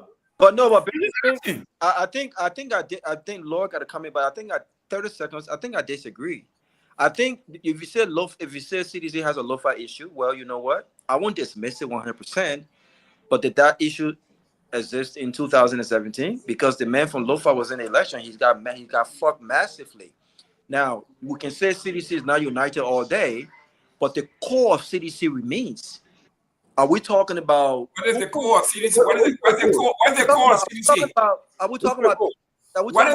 What's the core of CDC? Leadership. Let's go talk. Don't let me name that now. So you want to talk about it. Let's go. No. Let's get to it. I don't want to wake you up. I'm up. I want us to. I agree with Robert though. I want us to have the conversation. I'm leaning more on Robert's side too. Exactly. Wait. You see, Robert, what's happening? You coming back? Robert, you coming? Wait, Ben. Lord, the only reason I said stop because I think this conversation is be held on prime time. This is not prime time. Let's have it on the radio. Okay, good. So I want to explain. Let's table this, Mr. Sammy, Ben. No, we gotta table this. Many people listen to this. You notice what happened just now? Do you know how many people call me? To water people's mouths and say you will table it. Yeah. Do you know how many people call me and told me Our phone beeping now. Yeah, people are there are a lot of people listening right now. Just now, so it went up. Yeah. And you Mr. know the other Gamer. thing, a lot of people are listening also on YouTube. So a lot of people go back and watch this again. So listen, again, I want to caution on this side, and again, I'm waiting to be proven wrong on this issue. After every election, it seemed like CDC goes into this period of semi-divorce, some divorce, some people leave, some people come back, some people say, you know what, I will never deal with Uganda again.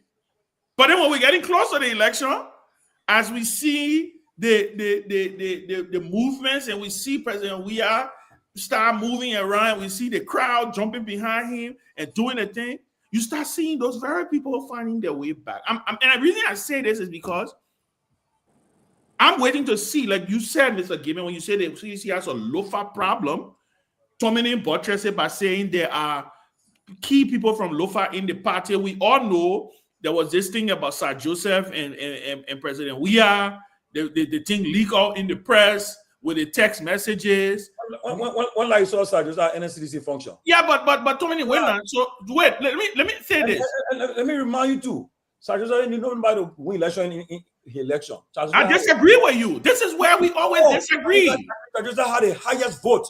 Tomini George, do you believe? Let me ask you a question. Yeah. You believe Sir Joseph don't need CDC to win Monserrato?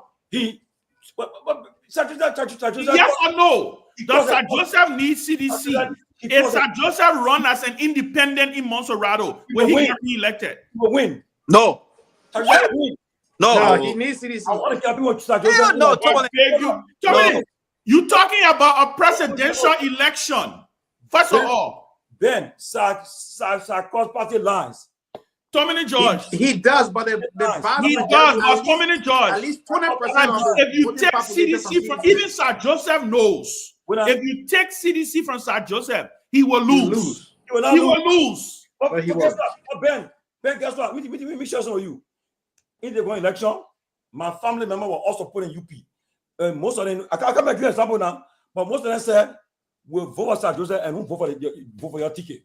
When I try to convince them, I'm telling you, Ben. Who was Sir Joseph opponent in the last election? Exactly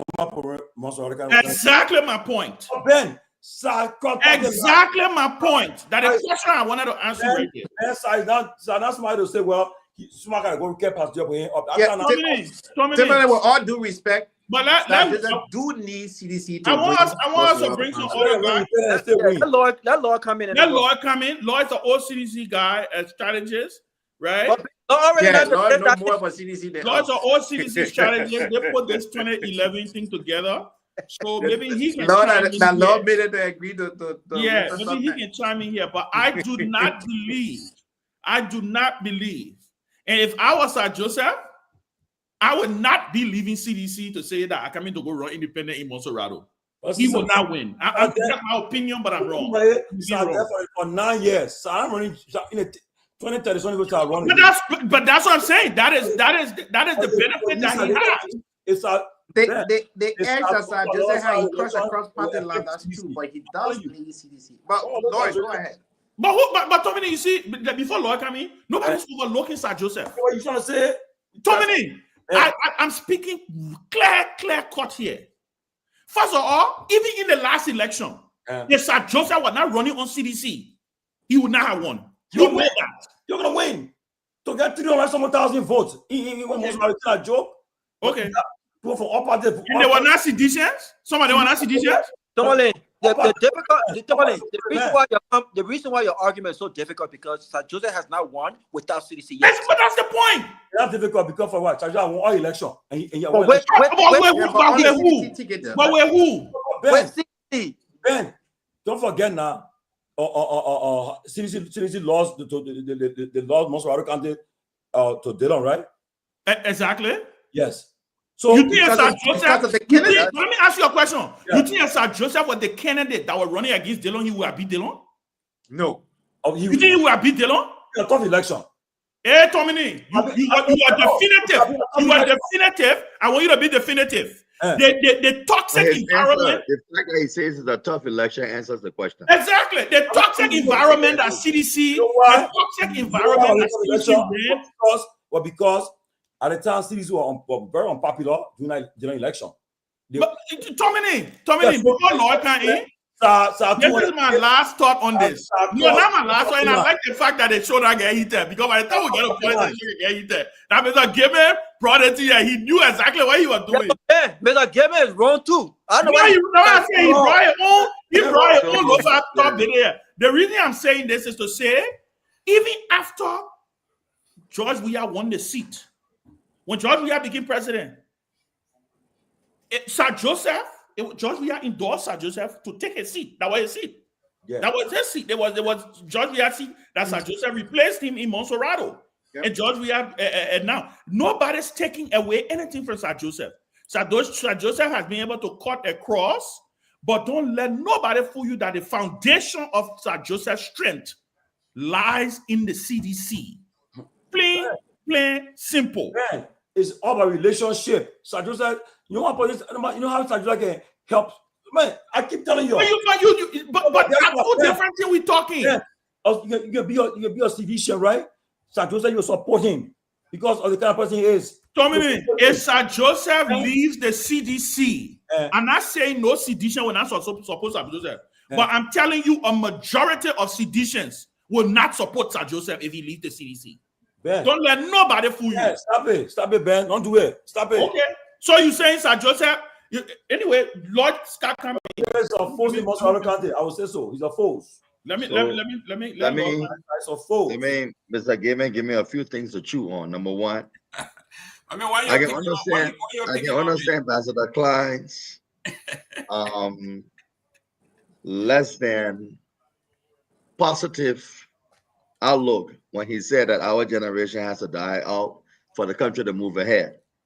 But if we don't bequeath onto them something to aspire to, correct. It will not make it. Look at it. No one start going over. I thought we start talking.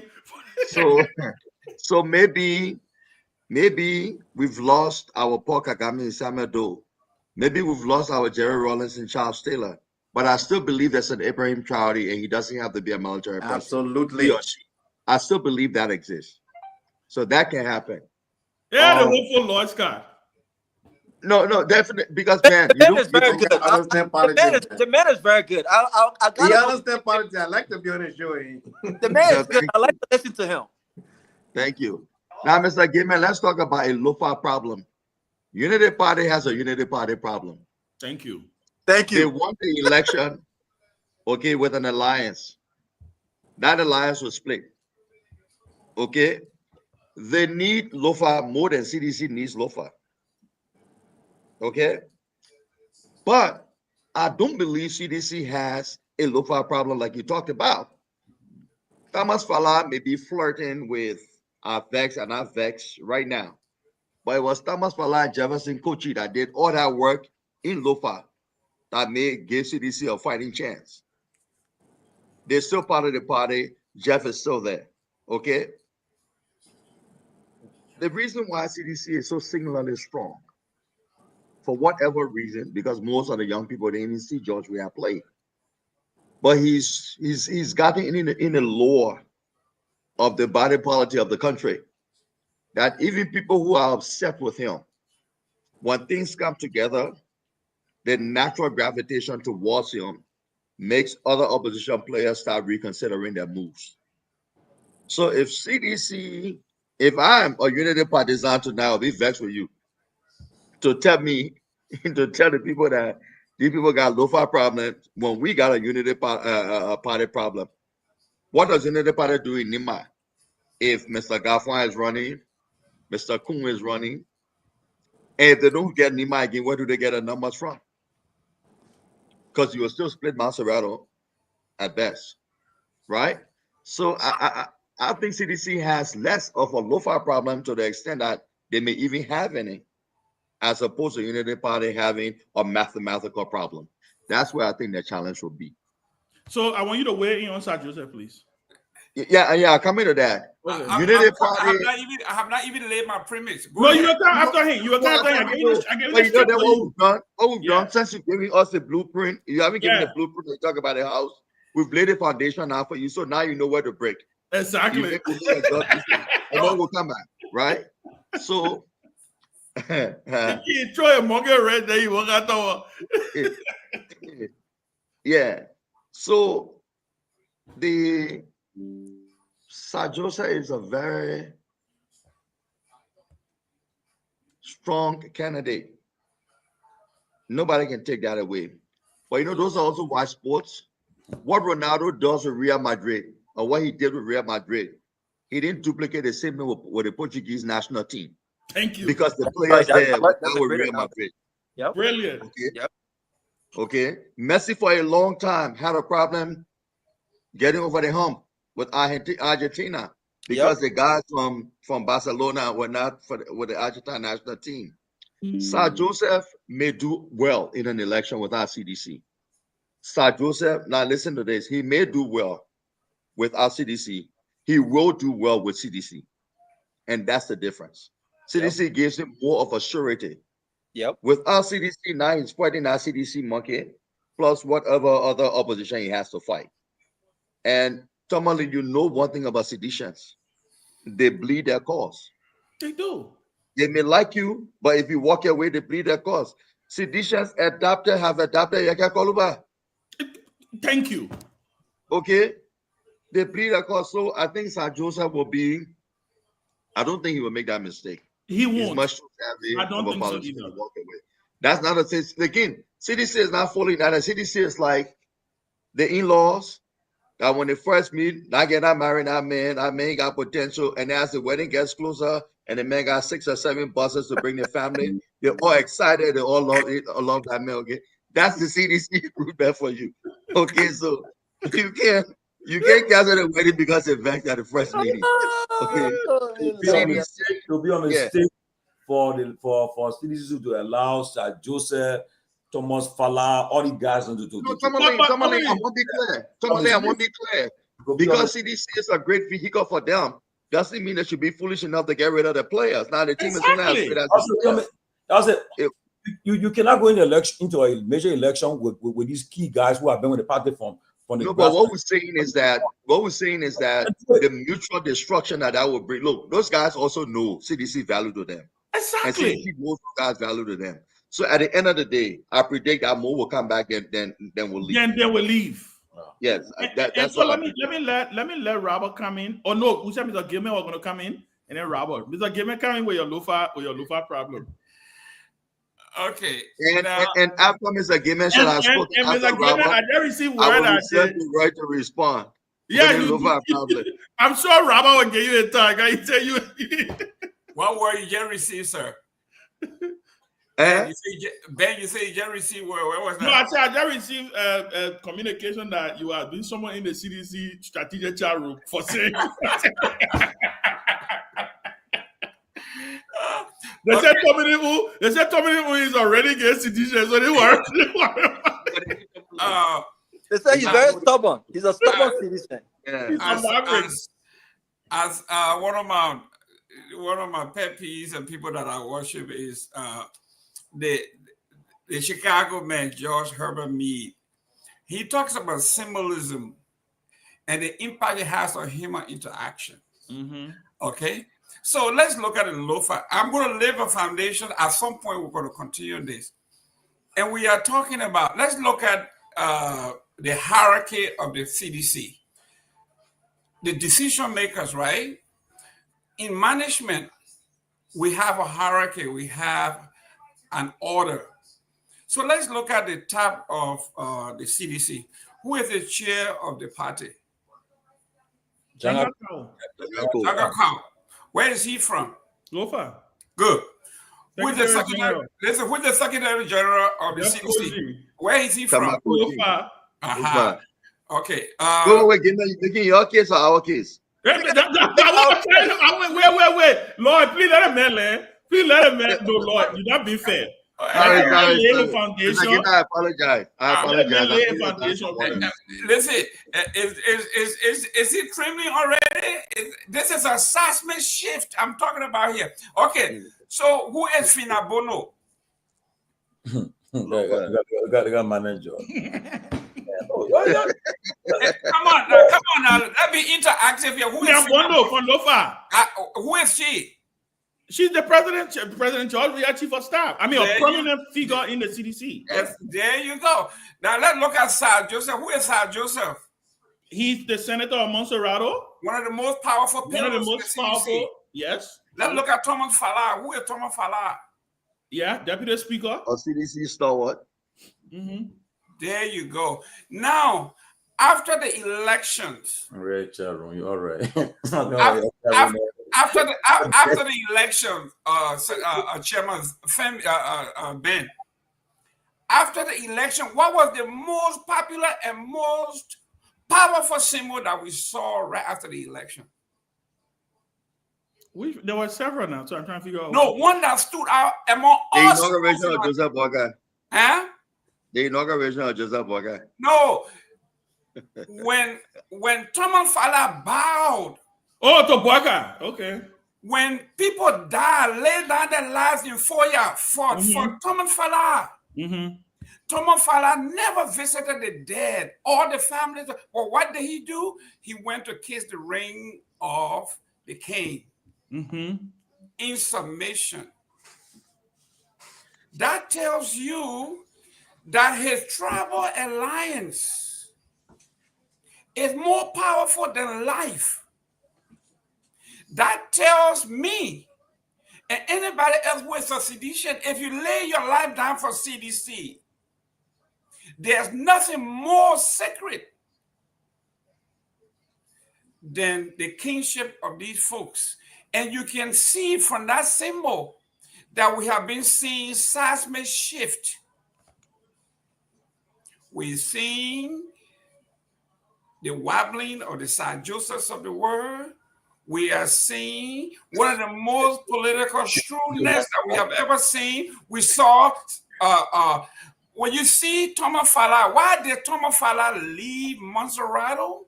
He wanted to leave the grip of the CDC. He went somewhere where he's now more comfortable. He can now stand up to the beast and say, I am my own man. And if you follow that trend, the entire leadership of CDC hold their alliance to their uncle.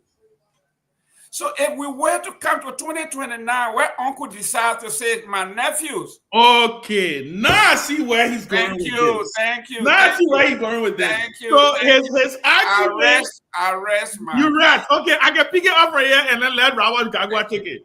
His argument, this is for the people because he was speaking in parable, but he sent me a text message and said, let's see. Now you get my drift. His argument is CDC has a low-fat.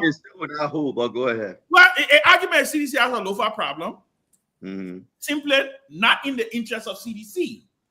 That literally all of the people who are at the hierarchy or the height of CDC right now, eventually in 2029, if Omen Joe makes a determination, may just decide to kiss the ring and leave CDC in the dustbin.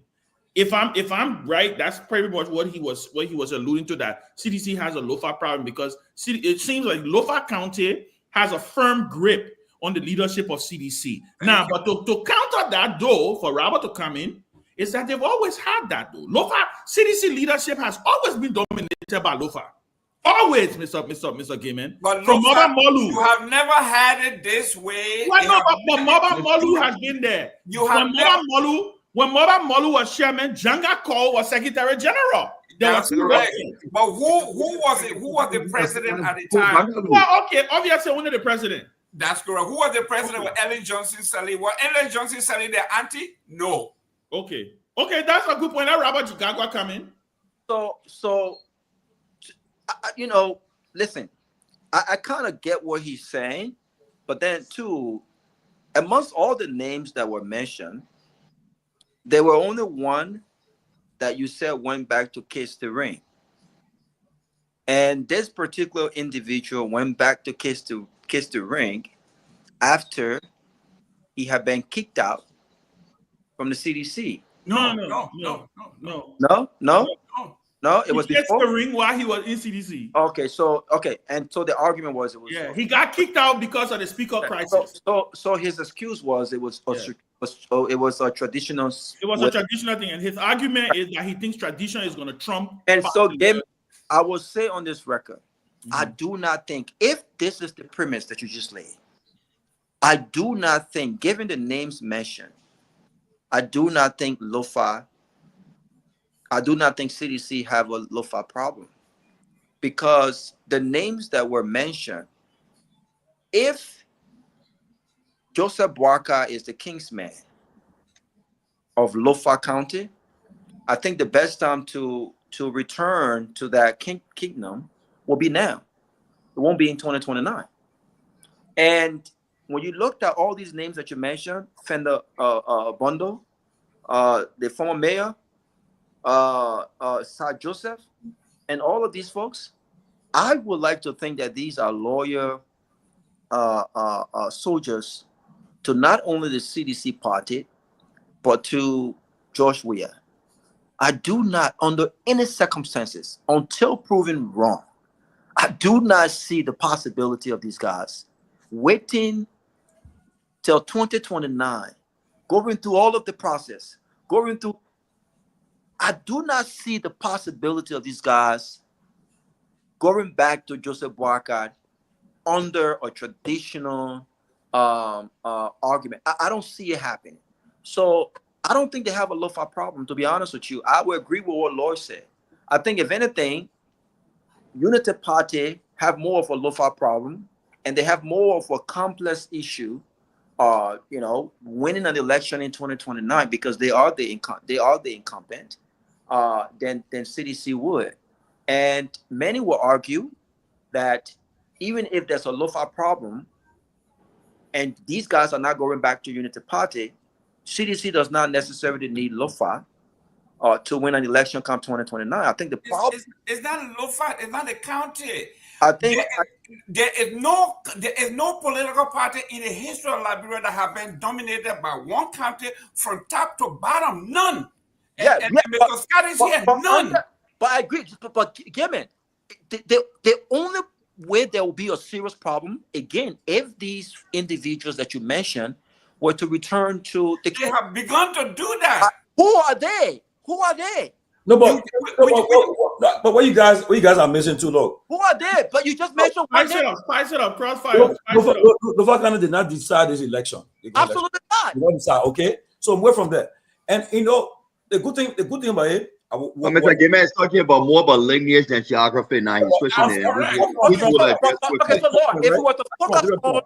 My point is, I do believe. I'll look at the numbers at the election. What involved to the extent where we're looking at numbers. Okay. Now, I want to see who the Bon County, Magibi. These are the counties that even bombing. CDC could. I mean, I thought bomb were gonna win bombing at the time, but when bombing fell, I said, "Wow, Kidman, it fell." Now, these are the counties we're talking about. But to be fair, if you understood political geography, you would have known that Omer Boakai had a strong shot in bombing. I think most people forget that Maka Tumwe from there, the Omer has a farm there. He's practically a son of the county, but under the Magibi, the Bong, the Kidman, and so forth. I mean, you think that citizens would have done very well in these counties, right? Okay. I hope. But now, come on in. Let's come back to the... I said earlier. I said that every election is different. The one that happened to will be different.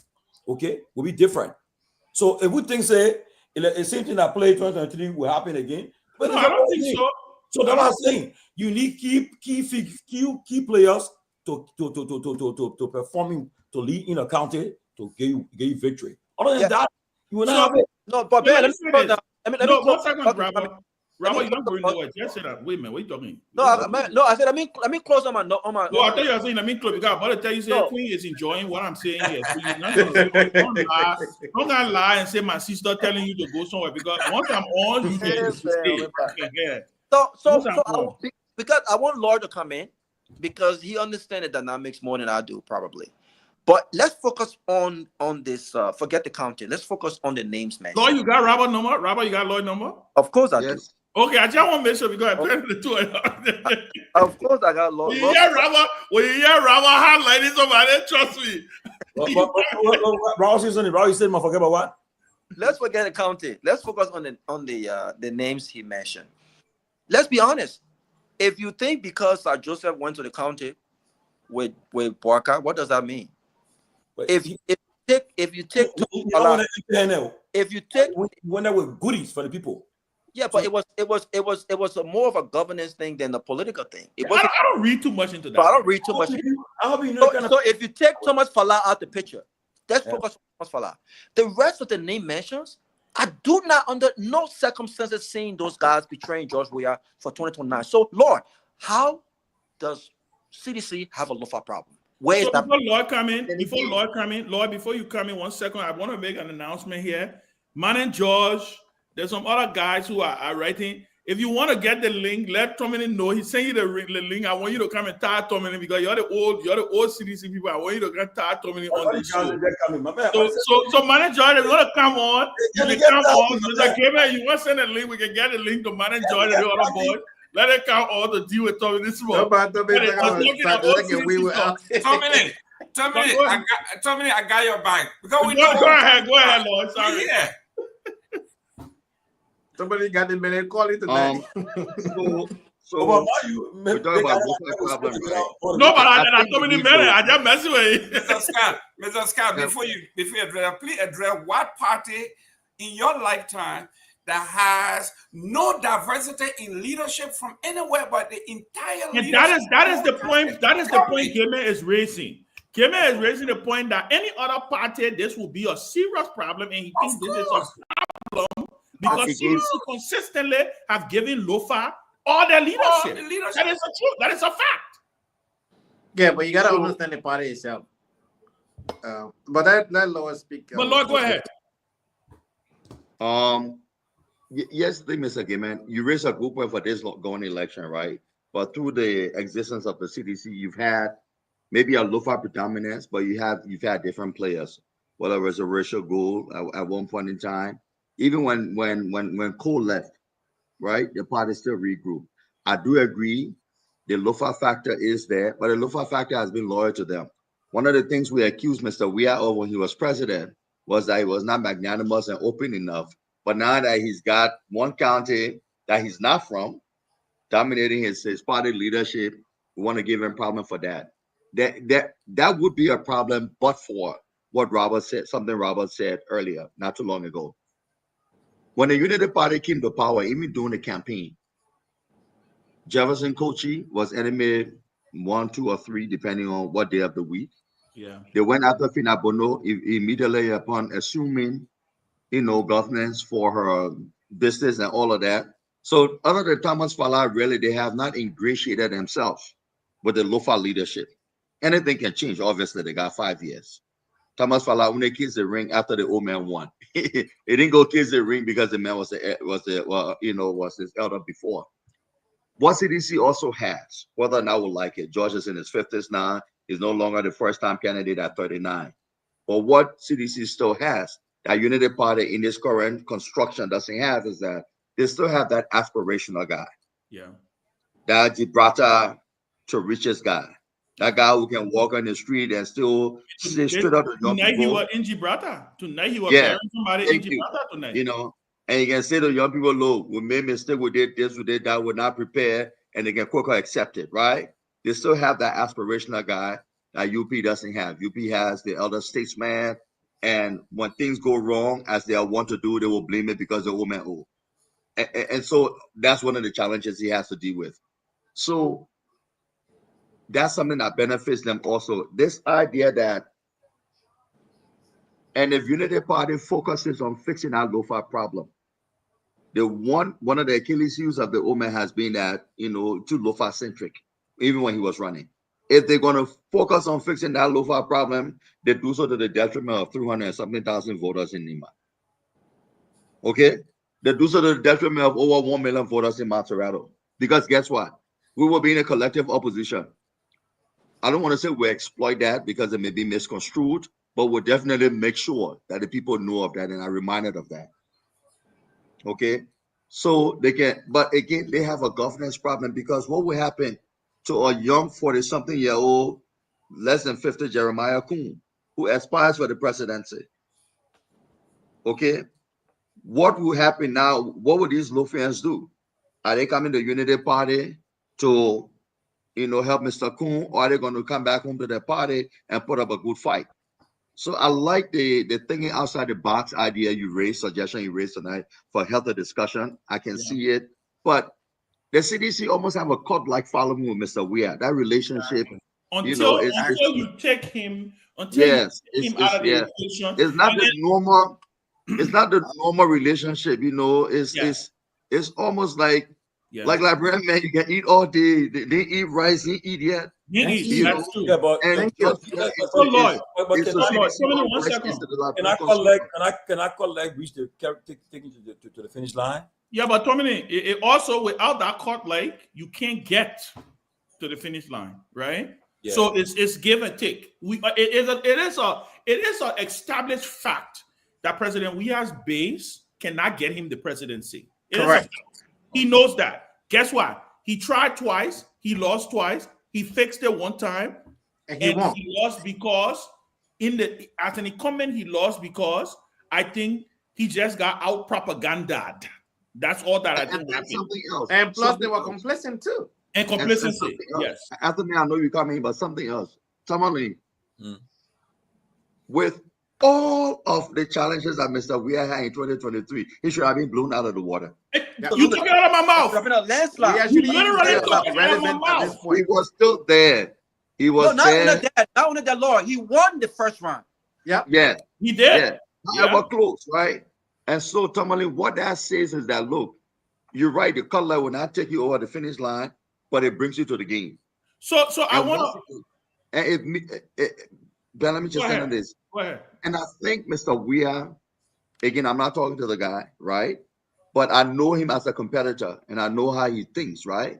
And I think right now, or at least after the election, he's realized what went wrong that will make one or two moves who can fix it. Okay? And I don't think usually them sitting down waiting to repeat. Look, some things, simple mistakes, like some places in Lima, there were no poll watchers. For the life of me, I'm trying to understand that. How do you make, for me, that's political malpractice to the highest degree. Yeah.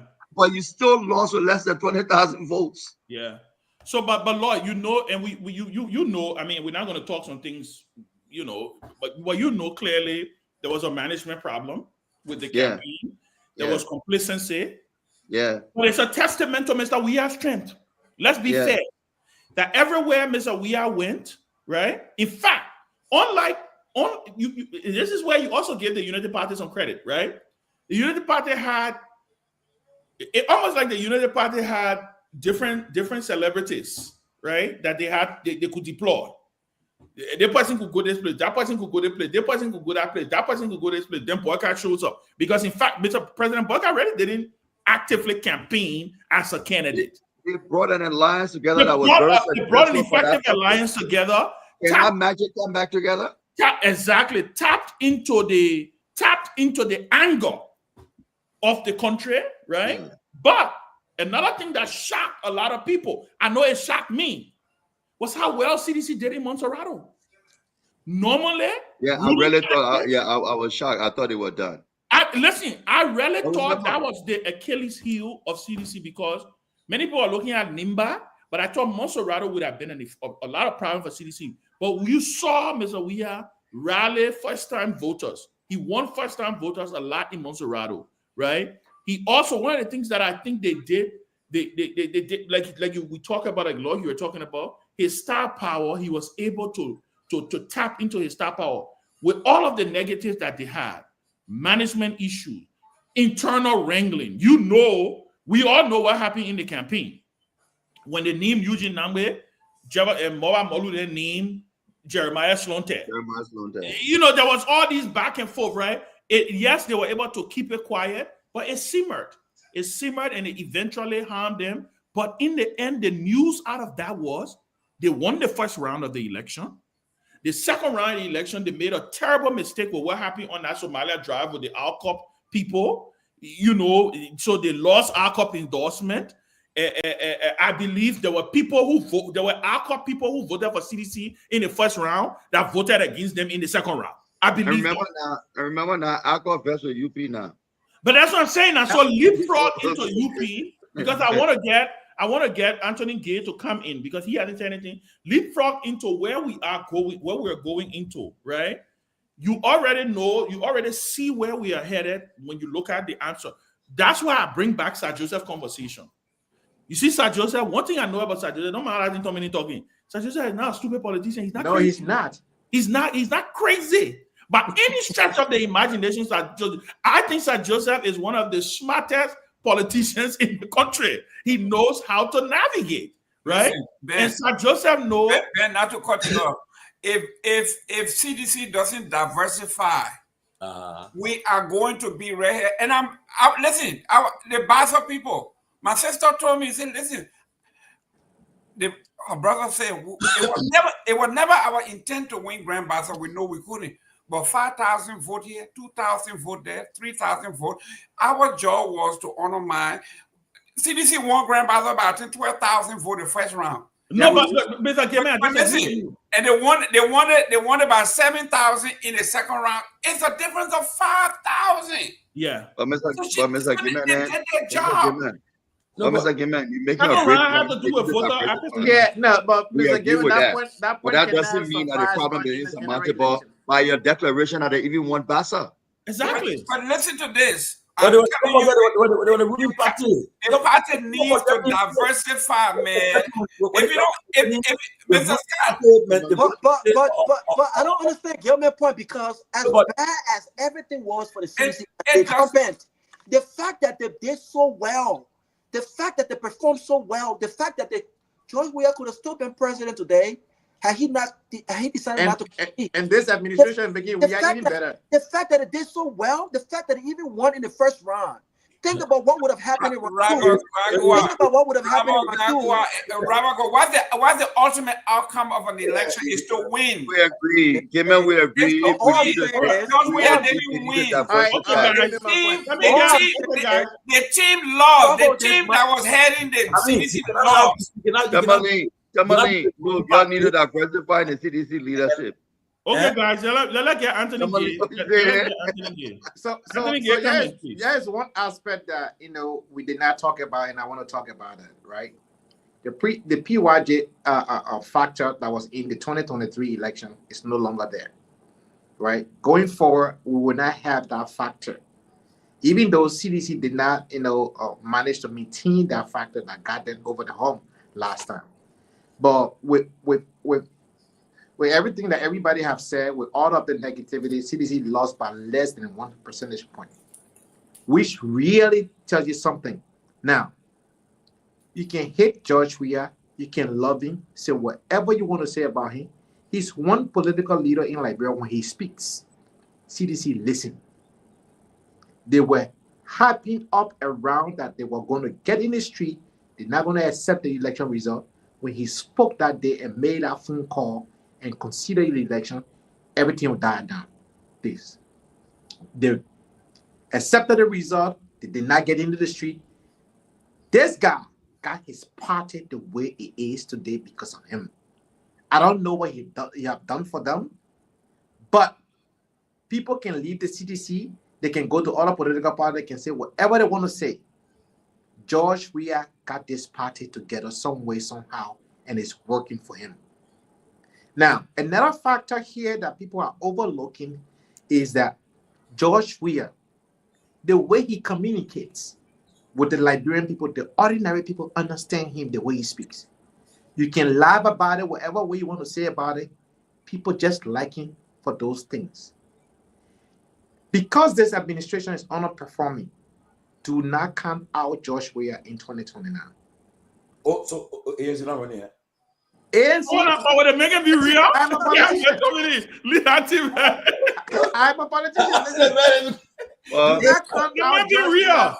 Do not count it out. no, but Anthony Gay, you deflating the rest of the opposition. No, the man deflecting the rest No, of no, the I'm not opposition. I deflecting disagree with I'm you. not- Anthony because Gay- here's I the thing. disagree with you. We are I look, think like, Man, somebody let a man, we Let just the man saw. stop. Listen, we just saw the Easy boy, 2023. started, bro. Listen, they were not expecting. We just saw the 2023 presidential election. For 6 consecutive years, people campaigned against Josh Weah. He lost by less than 1 percentage point. George Weah is Right. one of the most effective opposition against him. Yeah. The most effective opposition I've seen After in all of a those long things, time. Now the in power now. Then you say what? Now the in power. Dominic, No, hold we're not saying yeah. what that we made are them to innocent lose the or election? we They are were winning. complacent. That's not what we're saying. 2 weeks to the election day after the first round, they were relaxed. They didn't campaign. They didn't do anything of significant. They were really CDC were very relaxed. They thought that they won the election. So the complacency factor played. Another thing also that played against them was that Weah himself was not even communicating to the people. He was not having interview, nothing. He just sat in his little corner and you're enjoying yourself. Now that since Baka became So president, we are gonna have your interview now. You had that interview right now, right? no, listen now. Since President Baka became president, they've been making Josh Weah relevant. They've been making Josh Weah relevant for no reason. It will be the same way. Right? The other day we saw the vice president talking about George Weah, just a common man. Do your job, focus on your 5 years that is remaining, do your work. But 1 minute you say you were a parked car, now you say the yellow machine deal, you don't want champion the yellow machine deal, all the other good deal that you don't want champion, but you at the same time a parked car, conflicted messages he's sending out there, right? Anthony, let me beg you, I beg you. Let the man continue making clips of us. Please, thank you. Yeah, thank you. But I say this, but You know, so finish. Go ahead. So right now, whatever CDC is doing, me as a politician, I'm not going to discount them because there are people you gotta be. You can swear away that vote, slowly chipping around, and even get them to collaborate with you if possible. But to just cut them off, you will be committing a political suicide because CDC has a solid grassroots movement that at least 25 to 30% that is guaranteed for them. You can't take that away from them. Anthony, what would you call the CDC, ANC, and CMC coalition? I don't know yet. Dominic, I sent you a text. Somebody I don't know yet. Now your objectivity talking. I won't check that out for you. I can't know where that text coming from. I told you they let that. But Lord, Dominic, ain't no get down later than that. Okay. any attempt for that kind of collaboration, You got to be very careful as to how you no, but I deal with the whole party. The Unity Party will have there will be other parties that I chose not to say now, but I didn't call those 3 for now. So that I want to leave it there. If Grafan decides to run, and the VP decides to run, and Yomdi Kanga decides to run, then the Unity. Oh, okay, Yomdi left the Unity Party now, right? But that's not a party. Don't talk about my political leader. That's not a party. Do not talk But about Lord, that 3 parties that mentioned, ANC, CMC, and CDC. That's it. It will only come together if the young Lanu leadership part of it. And what happened? There you go. Now I am ready for Rovia. The reason why, Let me say it. I want us to. Lord Scott, What's going to happen? take this to the bank. If Law is part of the negotiation, you can bet they were happy. Tell your friends, if we had a political organization and you have all bias of people, or you have one political party. Mr. Gimme, you're national. Mr. Gimme, no worry. I'm talking national issue. Then you say you're on national. This is it. This is a national issue. You say I should tell my friend. Don't That Tomali na in the party, and not yeah. What So party? Are you party? Is Tomali your friend? Are you not party? no, Come yeah, here, my let's say friend. that's You the know what? Jesus. Yeah. Are you even asking this? Are you active right now? Yeah, tell the folks. Listen, everybody wants to say that they don't want to tell you. The party have to diversify. You can't no way Mr. Gabriel, around what it. you say, look, honestly, right? Why I don't share your general fear that is a deal breaker No, for it's not them. a fear, it's the fact. It's The party needs to diversify. your It's not general a fear. advice, right? It's certainly something that they should consider. I'm glad you said it. I think people are listening, people are watching. It makes a whole lot of sense, especially now when it doesn't give you that much benefit from there. The problem you may have is that those people have been your loyalists. So for you to just replace them, you might tinker with the Constitution, create positions here and there to be more accommodating. But again, that's not for me to advise them. I think they got enough advisors. The people who want state power before. They got good advisors. If they had elections, somebody will challenge those folks. So And if so they're neutral, so Gaman, if election was held today and it was only George Weah and Unity Party, considering everything you just discussed, who you think has the best chance, the shot of winning right now? well, to be very frank, Also consider the low-fi problem you mentioned. Who do you think have the best shot right now? listen, in election, somebody who has worked on the election, those of you who are here, what makes an election? We talk about power, right? Let's talk about the capabilities. What are those things that are winning? Listen, let's look at the things that a winning party needs. You need resources, right? With resources, you can make things happen. And what the Churchill said, power is not a commodity that is given away. You have to take it. And as it stands, until somebody takes it, Unity Party has the power to coalesce, to drop partners, to bring in more partners. And this is the advantage of power. So with 5 years remaining, anybody who make a prediction now will be foolhardy to do so.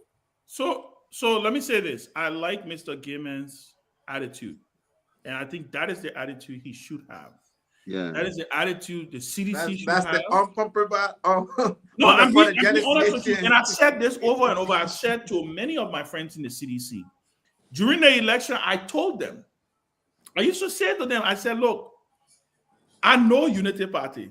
I know those people in Unity Party. They ran the country for 12 years.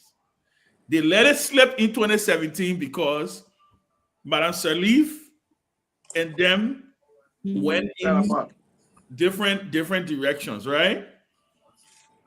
The fact that they were able to get power back by the skin of a teeth, and for some reason we assume that Unity Party is just going to roll over and concede. It's not going to be easy. I don't believe if the tables were turned in 2023 and Unity Party were in power and the race was 20,000 between Unity Party and CDC, Parker would have never made that call. Nope. Never he would have made that call. They would have challenged whatever that result was. They would have put up the bottlenecks up. But guess what? We are where we are. Depending on where things go and how it phases out, we watch and see. I think, again, one of the challenges that the Unity Party have, and I think Lloyd alluded to it, is they have a leader who may or may not be on his way out, right? Right now, there is the conversation about potentially the vice president, but you can't sleep on them either. The reason is because they have power, like Mr. Gaiman say. Power, don't cede easily. That's why they were shocked. Listen, I'm talking about almost at the highest level in the Unity Party. They told me they were shocked when that call was placed. They never believed that call was coming. They thought there was going to be an opportunity where, okay, you know what, we got to do this, we got to do this. But the good news is that Liberia survived. We are where we are. Let's look at the intricacies. And but from what I'm hearing across the board, one, I think it's still early. I think a lot is going to change. There's even the conversation about vice presidential picks, right? There's so many things that are gonna look. Let me tell you, I always tell Tommy this thing. I said, Tommy, if anybody had told you to bet 2 years ago that the vice president of the Republic of Liberia will be called Jeremiah Kwankun, you would have told them, say, something is wrong with you. You high, you smoking kush, something is wrong with you. It just shows you how fluid the politics can be, right? So I think politics, like we always say in this country, politics is not static, it's dynamic. A couple of months ago, nobody knew that somebody called Prince Johnson would not be in the mix today. This is the man that single-handedly decided the last election. He's not in the mix anymore. We don't know. We're not praying for anybody to die. We're not praying for negative things for people. Life happens. Life is lifing, right? So I think what we need to continue to do, political pundits, those of us who are political animals, we keep the conversation, like Lloyd said. There are dark horses that may pop up here and there. They're dark horses. You still got Ellis Cummings in the wings. You got a young Clarence Moneyback, right? You got a young Clarence Moneyback. Even though I always come back and I say again, there are several pieces to this puzzle that will ultimately. Is Alex Jones still running? Who? Yeah, he's still Alex Jones. Yeah, he said he's running. Alex Jones say he's running, right? Exactly. you know, Mr. Gamer may want to challenge President Weah for the CDC nomination. Nobody can challenge President Weah in the CDC today and win the nomination. Nobody. But Ben, let me say this, right? I'm watching what happened April 22nd. I want to see who will be running for that. Let's not be careful though. Who running for that seat? And I want to see who all West CDC, what role they will play, and so forth. Like I told it, I told the VP, I said, you're taking a risk to support somebody in this election. He said, no, he's not taking a risk. He said, he's taking. I said, because so now, and the candidate that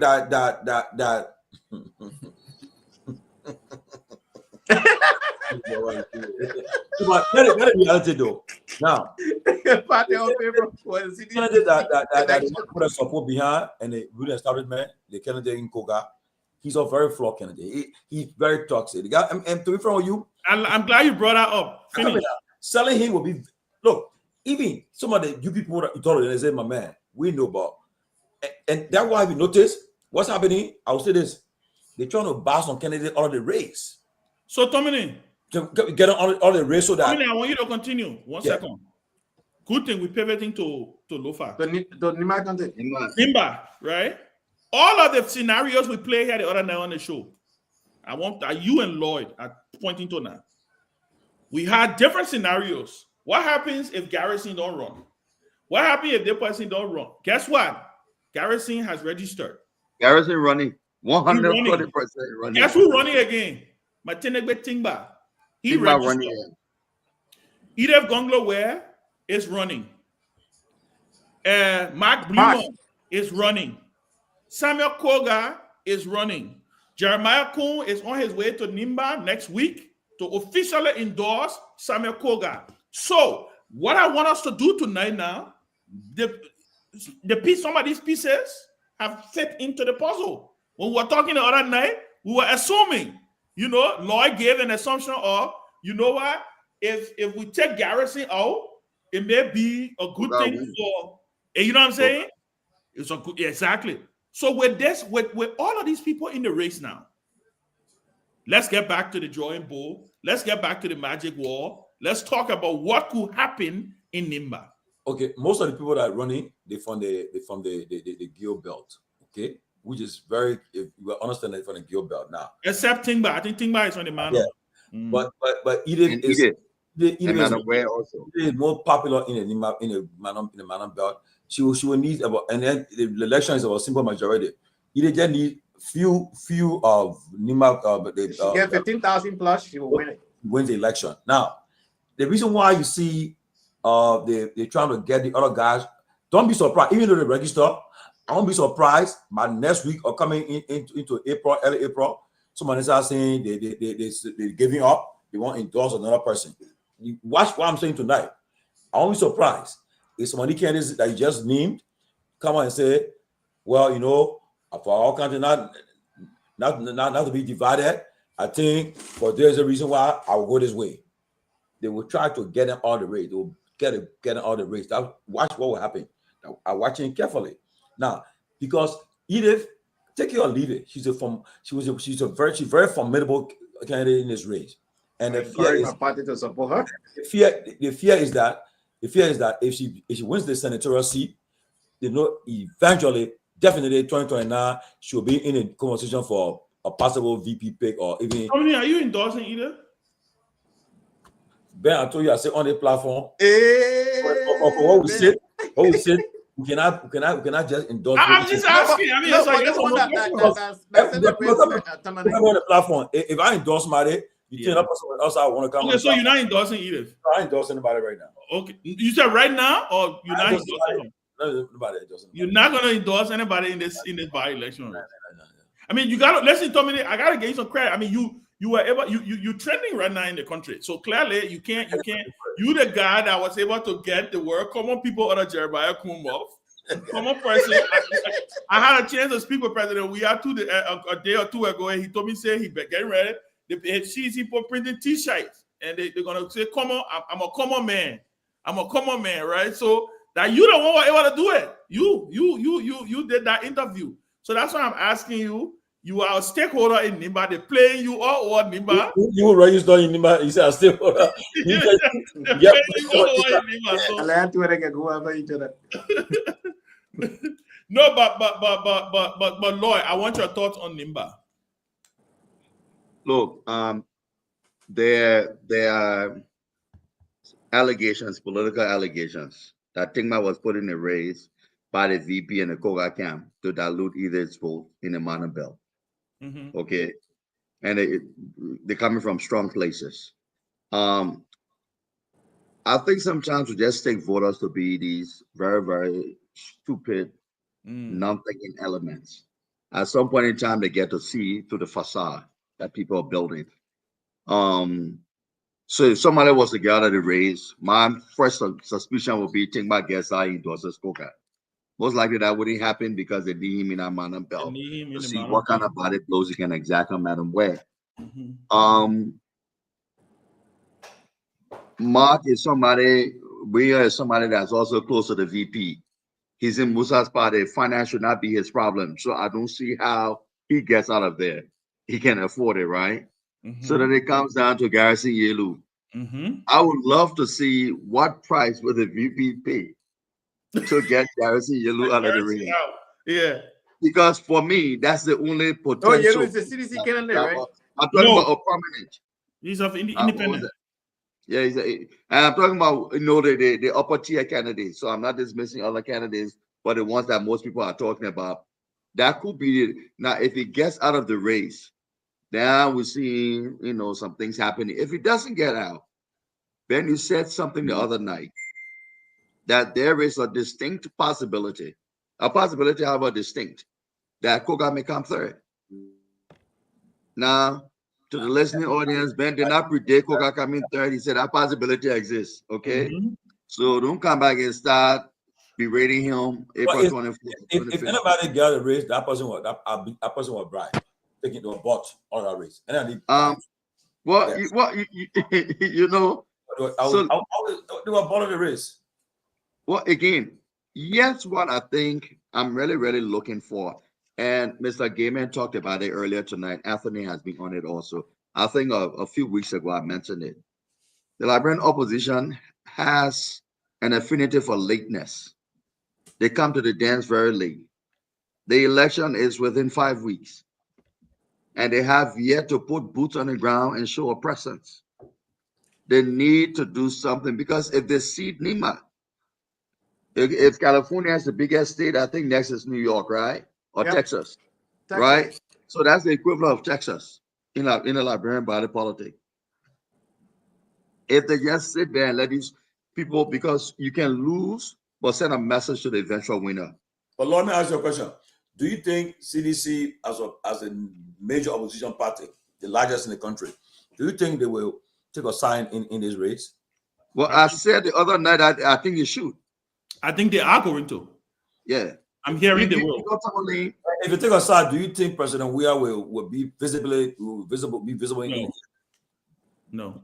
Oh, It may not be visible, but that's why I said then the endorsement will be for nothing. Yeah. He's the most popular sedition. So why will you not? It will be the endorsement for me will be for nothing, because it will be lip service. You endorse somebody, but you're not in Nima putting it on the line. And I think if he's going to endorse, he needs to be there, win, lose or draw. He needs to go there, and it's a testing ground for him. So let me say this. Let me say this. Let me tell you what my prediction is. I think if CDC does make an endorsement, I think the only way we see George Weah in Nimba, if that endorsement is Edith Gonglowe. If that endorsement is not Edith Gonglowe, I don't think he's going to go there. Why? That's just my thought. Let me also say. Do you think the party will say, the party we like the work coming day 2023? No, CDC will never say that. They say, well, no. Their own free CDC, from what I know and what I understand, CDC will make an endorsement, and they will make an endorsement in the name of the opposition, right? Opposition collaboration. They think everybody should go this way to make sure the unity party. The person who know that they will never get the CDC endorsement is Koga. I mean, you know how George Weah feels about Koga already. He's made it very clear.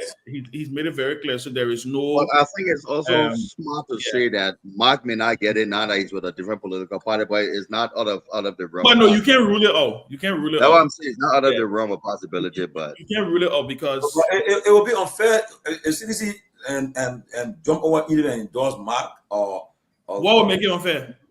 No, I'm asking what will make it unfair. But I mean, for the fact that Edith or just the other day leading the effort in No. Mark, no. But listen, Mark led the effort in the first round. The 50,000 votes that CDC got in the first round, it was Mark Garrison the effort. Yes. EFK in the second round. So if anybody got more claim to lay on CDC, it's Mark Blewan and Garrison Yellow. Edith Gonglowe supported them in the second round. But I'm on the two, it is more formidable than them in this race. She's the most tested candidate in the race. We want to say that because yes, she has ran before. She's the only candidate in the campaign. Now I like Edith, but let's be fair. She's tested, she's run before, but the other guy, at least Garrison, has won. But that's why you talking all about Moff just now. So, one as a representative, not as a senator. Yeah, but man, you said just now if Edith get 50,000 votes, she wins. That she won the election against Cook. So take the representative vote for any district right now and let Garrison sweep 1 or 2 districts. Yep. All we're saying is that they all that next week, I think Tawi endorsing Edith in Nimba. Yeah, Ty needs to make the political peace. Yeah, because of that seat. Exactly. It was Ty who called Edith the because of that seat was supposed to be ANC is supposed to be holding that seat right now, or CPP is supposed to be holding that seat right now. Yeah, but CPP, but you don't know it either way. I stay with CPP. So don't. Yeah, but let me make this point, right? Yeah. If I'm a political leader of any political party, and let me just speak directly to my ANC tonight. Look, you're not talking to ANC in public, eh? Let me say this. I'm on the radio or on the media. I gotta be able to be free to speak, right? Here's the thing.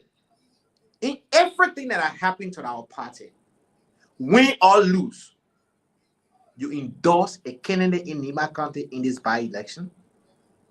You go on the campaign trail and campaign for that candidate.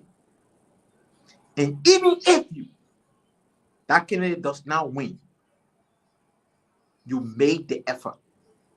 In politics, there is no such thing called neutrality. Are you for or you against? Even as a lawmaker, abstaining a vote is a waste of your time because you're giving the other side what they want. Anyway, I want my party to endorse Edith. I want my party to be seen with Edith. What is just a great person? I want my party to embrace the storm and endorse this lady. She have garnered 38,000 votes in the past. She has been the person who came close to becoming the senator of that big county, Nima County. She was 5,000 votes short of winning the election. If we endorse her, even if she doesn't win, which of course I know in this particular by-election, she stands a better chance to win this election. It's not time now to be acting too safe and all of that different things. But Anthony, let me come there. Look, if I'm advising ANC right now, I'll tell you the truth, right? I'll tell them the truth that we're behind Edith. Let me chime in here. We're behind Edith. But I'll be the best thing for them. Yeah, we're behind Edith. Absolutely. And I've been saying this behind closed doors. I'm saying it publicly now. Let me chime in here. This is for Mr. Sanvi and Scott here. If we were in a war room, right, tactically looking, we have. I listened to Koga yesterday when he said, in the dispensation of Nima politics, we have never had two people from the same tribe.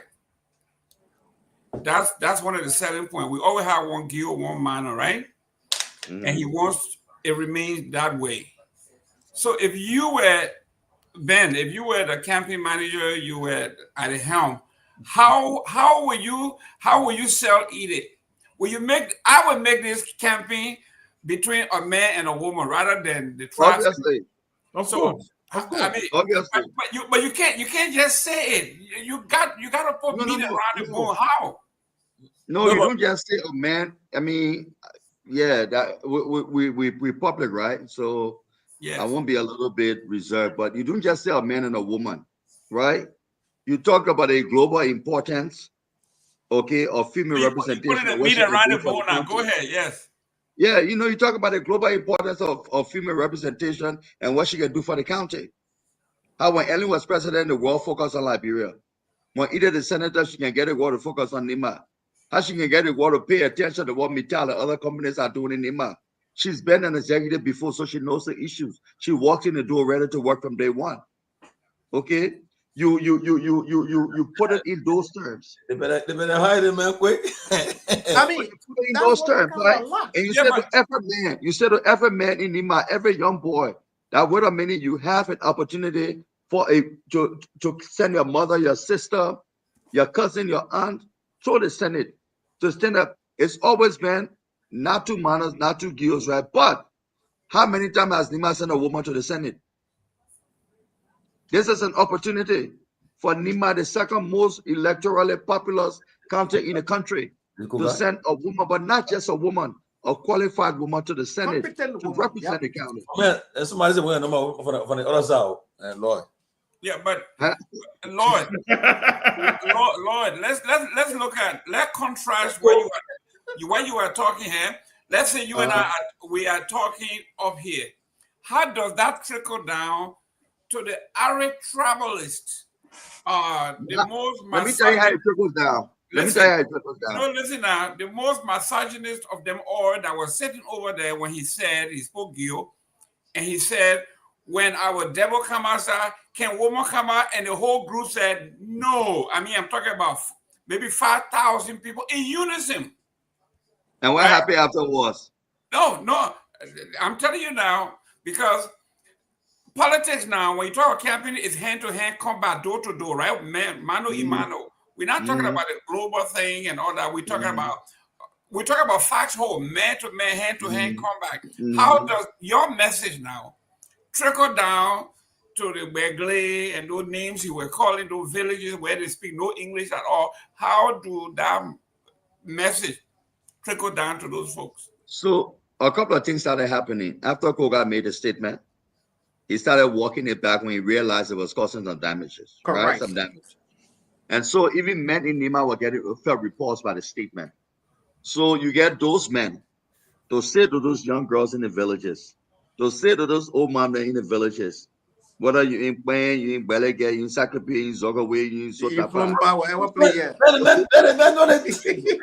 you say, Tommy communicated with the Google where I can't run now. That's speak to you. no. They need to get you started. So you want to say to those people, right, that your daughter can have an opportunity, but this man doesn't believe your daughter is good enough, but he wants you to vote for him. This man doesn't believe your sister is good enough, but they want you to vote for him. What was Koga's first endorsement he got? The same man that said you want to vote for Omar ran to Prince Johnson went for endorsement. Yes. The guy women support by selective. It ain't only good for him. Koga been in the House of Representatives 3 terms. What has he done for the girls of Nima County? What has he done for them? Sanitation pad is a big problem in rural Liberia. What has he done to help that? Okay? So you say to them, look, they may want to keep your daughters down. And the worst thing you can do to a father is to tell him that they person keeping a child down. Okay? So we can make that argument because you don't have another argument. They Yeah, might but when? You got 4 weeks. When can you make that argument? Was When? that happening soon? Yesterday. So let me ask a question, right? So if you think, why, if you see the likes of Ure, Weah, Cummings, who Gonglo, all in Nima behind a particular candidate, you think that candidate stand a chance of taking it, right? I don't think you're going to see that. But what was that? I'm sorry, what was that? Because Ben, you know, if you look at the scenario with DeLong, it was Joe Boyka, Ure, all of them. That's the point. The point is, everybody campaign for DeLong, and how DeLong won. The point is, you don't have that right now. But then, you know. Well, look, let me tell you. That's another thing. I do want us to forget something. Campaigning, Nima County. All of these discussions we're having, is because we're having this discussion. Lofa crossing a Kino in sneaker in Nike. Don't mind. What are you about? Amen. We're having this discussion tonight. You know why? Because we're talking about possibilities to upset Koga. Koga is still in the driver's seat.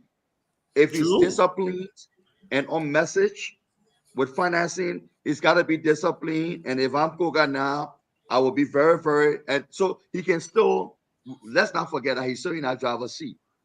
I was just making a case for how an Edith could win. And of course, that's a case for how a Garrison could shake things up, even on Mark Guillaume. Okay?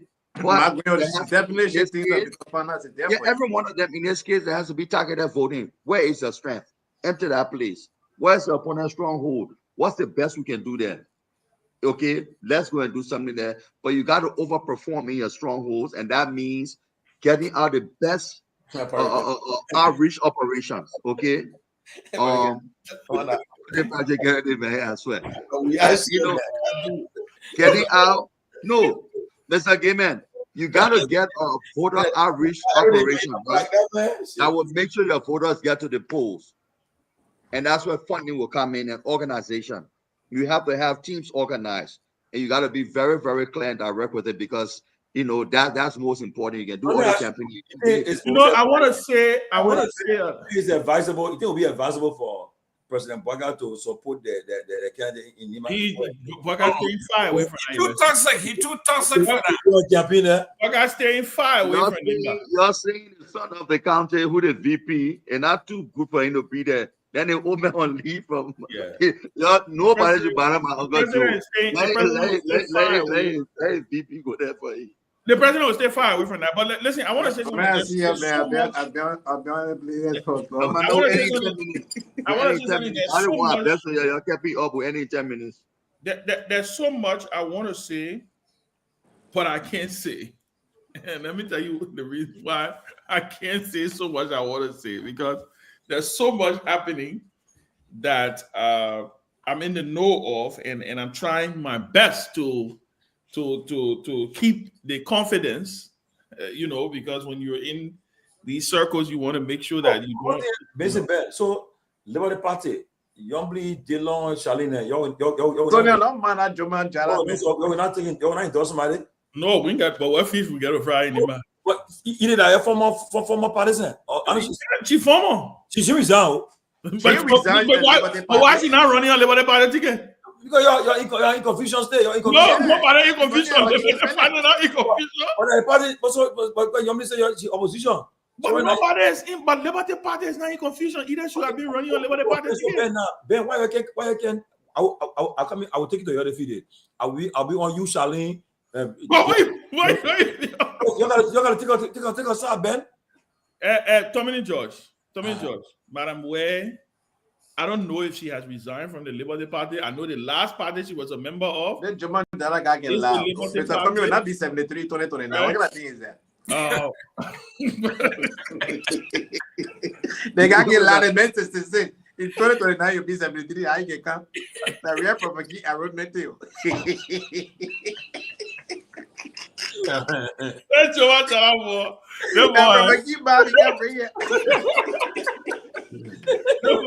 He's a mess. You can't get fellow Joman Jara. You can't get fellow Joman Jara. Anthony, now they see Joman Jala, you were accusing of only liking the old man because he looked like Ibrahim Lofa. But Mr. Sammy. Yeah. Keep your eye on money pouring into Tembe's coffers. I agree. That's what I said. I'm talking about. Obviously, money will be there. I mean, abundance. Eat abundance. He's gonna have a lot of money. A lot, because guess what? They're from the same district, right? Ben, when you getting on the ground, when you getting a Nima call, I'm coming. He already got a registration. No, I'm coming. For true, you registered. Yeah, Professor register. Yeah, probably is a candidate. Discussing the campaign. And Professor again, who don't vote to? Probably is a candidate. Wow. Listen, I will be Yeah, in Professor Nima guys, it's a vacation. I will be in Nima for the election. I'm registered to vote, so I don't need to register to vote. I just need to show up to vote on election day. Okay, let me see. He already got the district 9. Okay. But I will say this. You know, when the election, I'm gonna stop texting you. The next time we talk, I will come on. You know, Professor for the USR too, right? But I would say this though. I think, like you said, Gayman, I think you're right. I think there's gonna be a lot of money thrown in this race. I think I think things are gonna ramp up beginning next week. You're gonna see a ramp up of activities in the county next week with the vice president going there. I think Musa has also said that he is going to start. He's going to go and camp in Nimba. Yeah, he posted a mark certification. There's going to be a lot of activities going on, right? Wow. There are This is going to be competitive. There are going to be a lot of scenarios that will play out. I think Lloyd is hitting some points here, but there are also some counters. I think Koga, there is an attempt now to rein Koga in to be a more disciplined candidate. I think he just gave, from what I heard today from someone close to the Unity Party folks, is that they believe Koga has just given his last interview for the election. They're not allowing him to come on the radio again. Because I'm telling you something serious. If he is ever going to appear on the radio, it's going to be a scripted, coordinated interview. He's not. They literally have put a lid on him, right? The Unity Party Alliance has officially, the vice president is taking the war to them. He's going into Nimba, so they're going to control. Right now, the Felco guys, they've been running all over the place like chicken with no head. Ben, let me ask you though, because disagree with me on that. Mm-hmm. Like, you think if Kuhn go and put it way beyond somebody and they campaign hard, spending money and they don't win, it will affect him, right? Of course. Negatively, yeah. I said 5 years to make up. Exactly. That's what I said. That's why I said I don't think for him he can afford to take this risk. If there's in 2-3 years before election, he would have. First of all, if it was 2-3 years before election, If it was Exactly. 2-3 years before election, I don't even think Koga will be the candidate. That's the first thing. But so assume that, as for example, if let's say either wins the election, Mhm. and now you think it put Cohen in a different position for Donald or not? I still don't think it does. Why? I think the euphoria will be short-lived. Look, let me give you an example. Ben, no, and then we let Ben finish. Let me finish. Oh, yeah. I think the euphoria will be short-lived based on two reasons. One, the euphoria will be short-lived because we got 5 years. Edith will become senator, right? This is you saying Edith was one, right? Yeah. Edith will become senator. She will have a record. She will decide. She will go and join a group, a very unpopular group. You don't have a situation in the country where you have a united opposition like you have with the CPP, because I know everybody trying to make this comparison with Dillon, right? Edith is not going to be no Dillon in the Liberian Senate. When Dillon went there, he was very calculative. He was a movie script that was written, right? And then the CDC already had the CPP lurking over them. Edith don't have that. Edith is going to go into an unpopular situation. The only thing that Edith will do for herself is, like I said, at the end of the day, she will retreat and have some strong bragging rights within NIMBA, ultimately angling for a potential VP slot. That I can tell you, if Edith Gonglo is the next senator in NIMBA County, she is on the front list. She is on the front. What is the word I'm trying? Front burner. Front burner, and she is the top tier candidate for a potential opposition. I mean, for a potential opposition ticket. That includes Mr. Weah. Clean cut, clean point, period. That includes President Weah. Clear cut, period, right? But the reason I think Jeremiah Cohn can afford to take this risk is because he has time on his side. He has time on his side. Liberians don't remember. I told somebody the other day, when we went to the elections in 2023, if you were to take a poll with the Liberian voters, how many of them remember what they call June 7? Half of them probably didn't even remember what they called June 7. They didn't even remember. They didn't even remember that on June 7, what they did, Dillon announced his campaign. They don't even remember the way we was so quote unquote unpopular during those periods. They don't even remember it. What's going to happen in 2023 will not be determined in 2029 will not be determined in 2025. We only will talk about it right now. Again, like I said, Edith will position herself to be a potential VP candidate because at the end of the day, she will be from Nimba County. But that's tricky because you know what? You will have the vice president of the country will either be running for vice president with Joe Buckeye, or he will be running for president as himself. So will there also be a smart thing to take your vice president from Nimba? That would be a question that George Weah and other potential presidential candidates will have to answer. That would be something that we'll have to answer. If Jeremiah Cohn is running for president, will it be wise to pick your vice president from Nimba? What is going to be your message to the people of Nimba? Leave the presidency and get the vice presidency? So you understand where I'm coming from? No, you make a good sense there. Good sense there. You know, the reason we have picked Joel was because no major presidential candidate in 2017 had a candidate from Bong on their ticket. So George Weah could go to the Pella people and say, listen, I'm giving you the vice presidency. If you have Jeremiah Cohn running for president and George Weah decided I want to Edith Gonglo wear my vice president, what is President Weah messaging Nimba? Y'all relinquish the presidency and y'all can't take the vice presidency? That be a good strategy. You make good sense. That's a sense. That be a good strategy. So that's what I'm saying. This election, now you look at the CMC and Musa. He's gonna spend a shitload of money. This is the late night hour. I can say shit. He's going to spend a shitload of money in Nimba because this is the coming out party for his political party. You want to prove a point. If Musa loses in Nimba, he cannot afford to come below third place. He cannot. And it has to be a close, if he loses, it will have to be a close race to say, look at what I've been able to do. And guess what? Musa have a very strong argument to make to the people of Nimba. He is probably the only politician right now in Nimba that going there with tangibles, not even Jeremiah Kuhn got tangibles to show the people of Nimba. That's good. Musa, Not even Jeremiah Kuhn. Jeremiah Kuhn going down there just based on the notion that you get money. you gotta keep Prince Johnson legacy. That's it. That's And true. that's what the opposition going to do. The opposition going to play all the tapes that are out there, right? So this thing is tricky. Musa have bragging rights. He has bragging rights. Yeah, bragging I rights. don't want you, Ben, to close the door on a potential VP for bid for Edith in 2029, even Mr. Kuhn is running. No, I'm closing the door. Yeah, I think there can be arguments that can be made why she can be, and one of the reasons why you would do it, the one person that could do it, right, that would make sense if that was the case scenario, would be a Mr. Weah, who comes with his own independent popularity, who can say, let me keep Kuhn busy in my country fighting for those votes while I work other places. That would be the one thing she could do. If she's on a ticket, Kuhn cannot just take Nima for granted now, right? Kuhn needs to really run up the numbers in Nima. There's assuming Omer Boka has given him the, he's not running.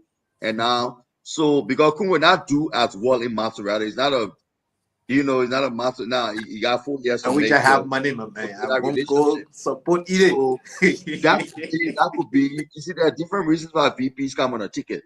Yeah. What can you do in that area? Can you keep this man busy there? Because other than Nima, what is Kuhn's natural base right now? Nothing. Other than Nima. So if you get him busy there, where he cannot come up with at least 50% of Nima, he already in trouble. So that could be part of the calculus, assuming that Mr. Weah now will now muster the discipline to campaign like he campaigned in 2017. Yeah, Like but that's most what of I'm us. saying, Lord. I don't think we needs a VP pick from Nimba to make Kuhn busy in Nimba. I don't think so. He himself, no, I don't think so. I'm just saying that could be a possibility. We are got enough tangibles. We are got enough tangibles in Nimba from his first 6 years as president. Because remember, George, we are practically Nimba benefit. In fact, he pumped so much money in Nimba for the detriment of the Southeast. Yeah. You remember what we had told us, Tommy and George? Yeah. He pumped so much resources in Nimba to the detriment of the Southeast. That he was when I get reelected, then I will take care of my Southeast. Yep, that's what he said. So we can go back to, and guess what? The people of Nimba know the tangibles of we are in Nimba. They road then are they completed today that we hadn't started the roads. All the roads that the road that we hadn't road. I travel on that road, the night body and Tron the bonnet. I travel on that road. Yeah. It's still stuff on him. Huh? I said he did a lot there. He did a lot, and guess what? And let's not forget, they may got 50,000 votes from Nimba in the first round. With their son and vice president, with Prince Johnson, father, we have still got 50,000. You gotta diversify members argument. That's right. You have to diversify the You have to diversify. So look, I think, gentlemen, I think it's going to be interesting in Nimba. And I'm excited. I'm excited about this. I'm excited about this because I think there's so much that's going to be. And guess what? And I think that's one of the reasons Edith is running away from the VP talk. I think so. Oh, she's smart. Because she's smart. I've spoken with some people. She's a brilliant politician. She's very smart. And like you said, to make the argument for her, listen, it's more of, in Liberian politics, we let people, we love people who got scars to show. Yeah, but Ben, Ben, the election, I heard that from what I'm hearing, the candidates for the ruling started with the Koga, and there won't be too much. There won't be too much attack like against Edith. They throw any kind of. I don't know. Not again. I don't think it won't be a nasty election. Yeah, but Ben, I got someone here in Florida here who is a strong supporter of Edith. Mm-hmm. His concern is that they are having problem countering the idea that she's a diaspora Nimbayan. Every time she loses the election, she leaves and come back to the States and wait until the next election and goes back. He said they are having problem countering that because it is factual.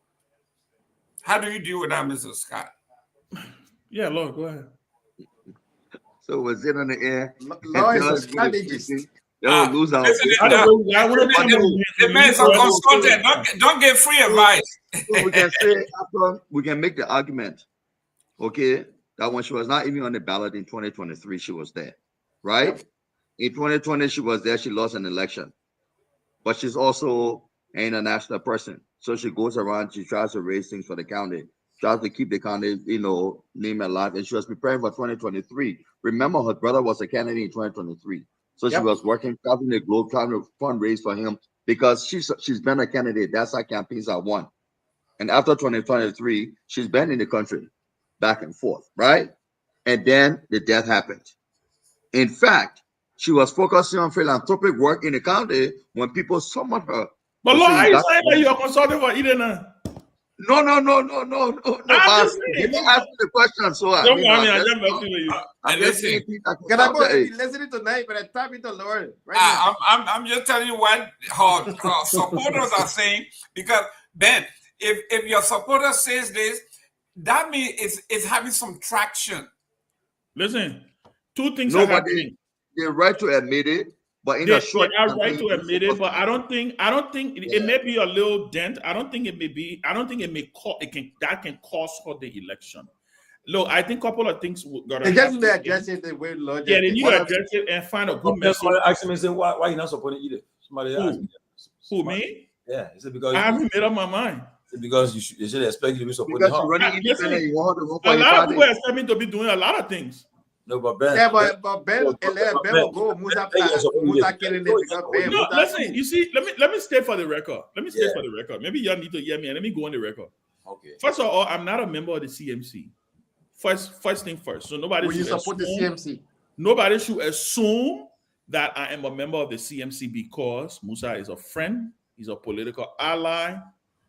In fact, listen, I congratulate Musa. In fact, when he had discussion, when he first had a thought about forming a political party, I was one of the very few people that he talked to about it. So I can publicly say that. But I am not a member of the CMC. I am still a bona fide member of the Liberty Party. I am going to make my political decisions moving forward. What I am doing now is, first thing, I am very clear that this time around, I am going to be very strategic in the decisions that I make. And it will have to make absolute sense to me politically. Leading to 2029 or? Yeah. Oh, leading to 2029. Everything, right? You have to. I will say this. The issue of Edith, for me, is not a carte blanche. No. Like I said, Edith is not a member of. The last party I know she was a member of was my party. I don't know if she is a member of Liberty Party. I expected her to be running on Liberty Party ticket. No member of a political party will run independent. It means that you are denouncing your membership. So I want to believe. I want to believe that Edith is no longer a member of the Liberty Party. But I do know something, that I do have a vote. I got one question. I got something been coming to mind. I will ask the question. I do have a vote. I have influence. I know a lot of people that I can influence in the politics in Nimba, because people listen to my voice in Nimba and they know that we are stakeholders now. We will make the determination. Listen, we will make the determination moving forward. It will make sense. Definitely, it's not Koga. I know that. So we'll make the determination, and we'll come up and make some decisions. But this time moving forward, you're not just already dropped the ball. Yeah. Mr. Gaiman and Anthony, I have a question for both of you, and for everybody, but at least for the two of you, since you have, Anthony, you clear for Madam Ware, Mr. Gaiman, you're dealing with people who are strong supporters of hers. And instead of focusing so much on this diaspora versus non-diaspora candidacy, because the same people who can make the argument are the same people who can run into you for help, maybe is what are her tangibles when she was superintendent? And if you guys, again, this is not a gotcha question, right? So if you know them, fine. If you don't know them, maybe those are the things that people need to start. Ben love doing Well, you see, the tangible thing I would, if you are in Nimba, and no offense here, tangible means nothing, and George, I can tell you that.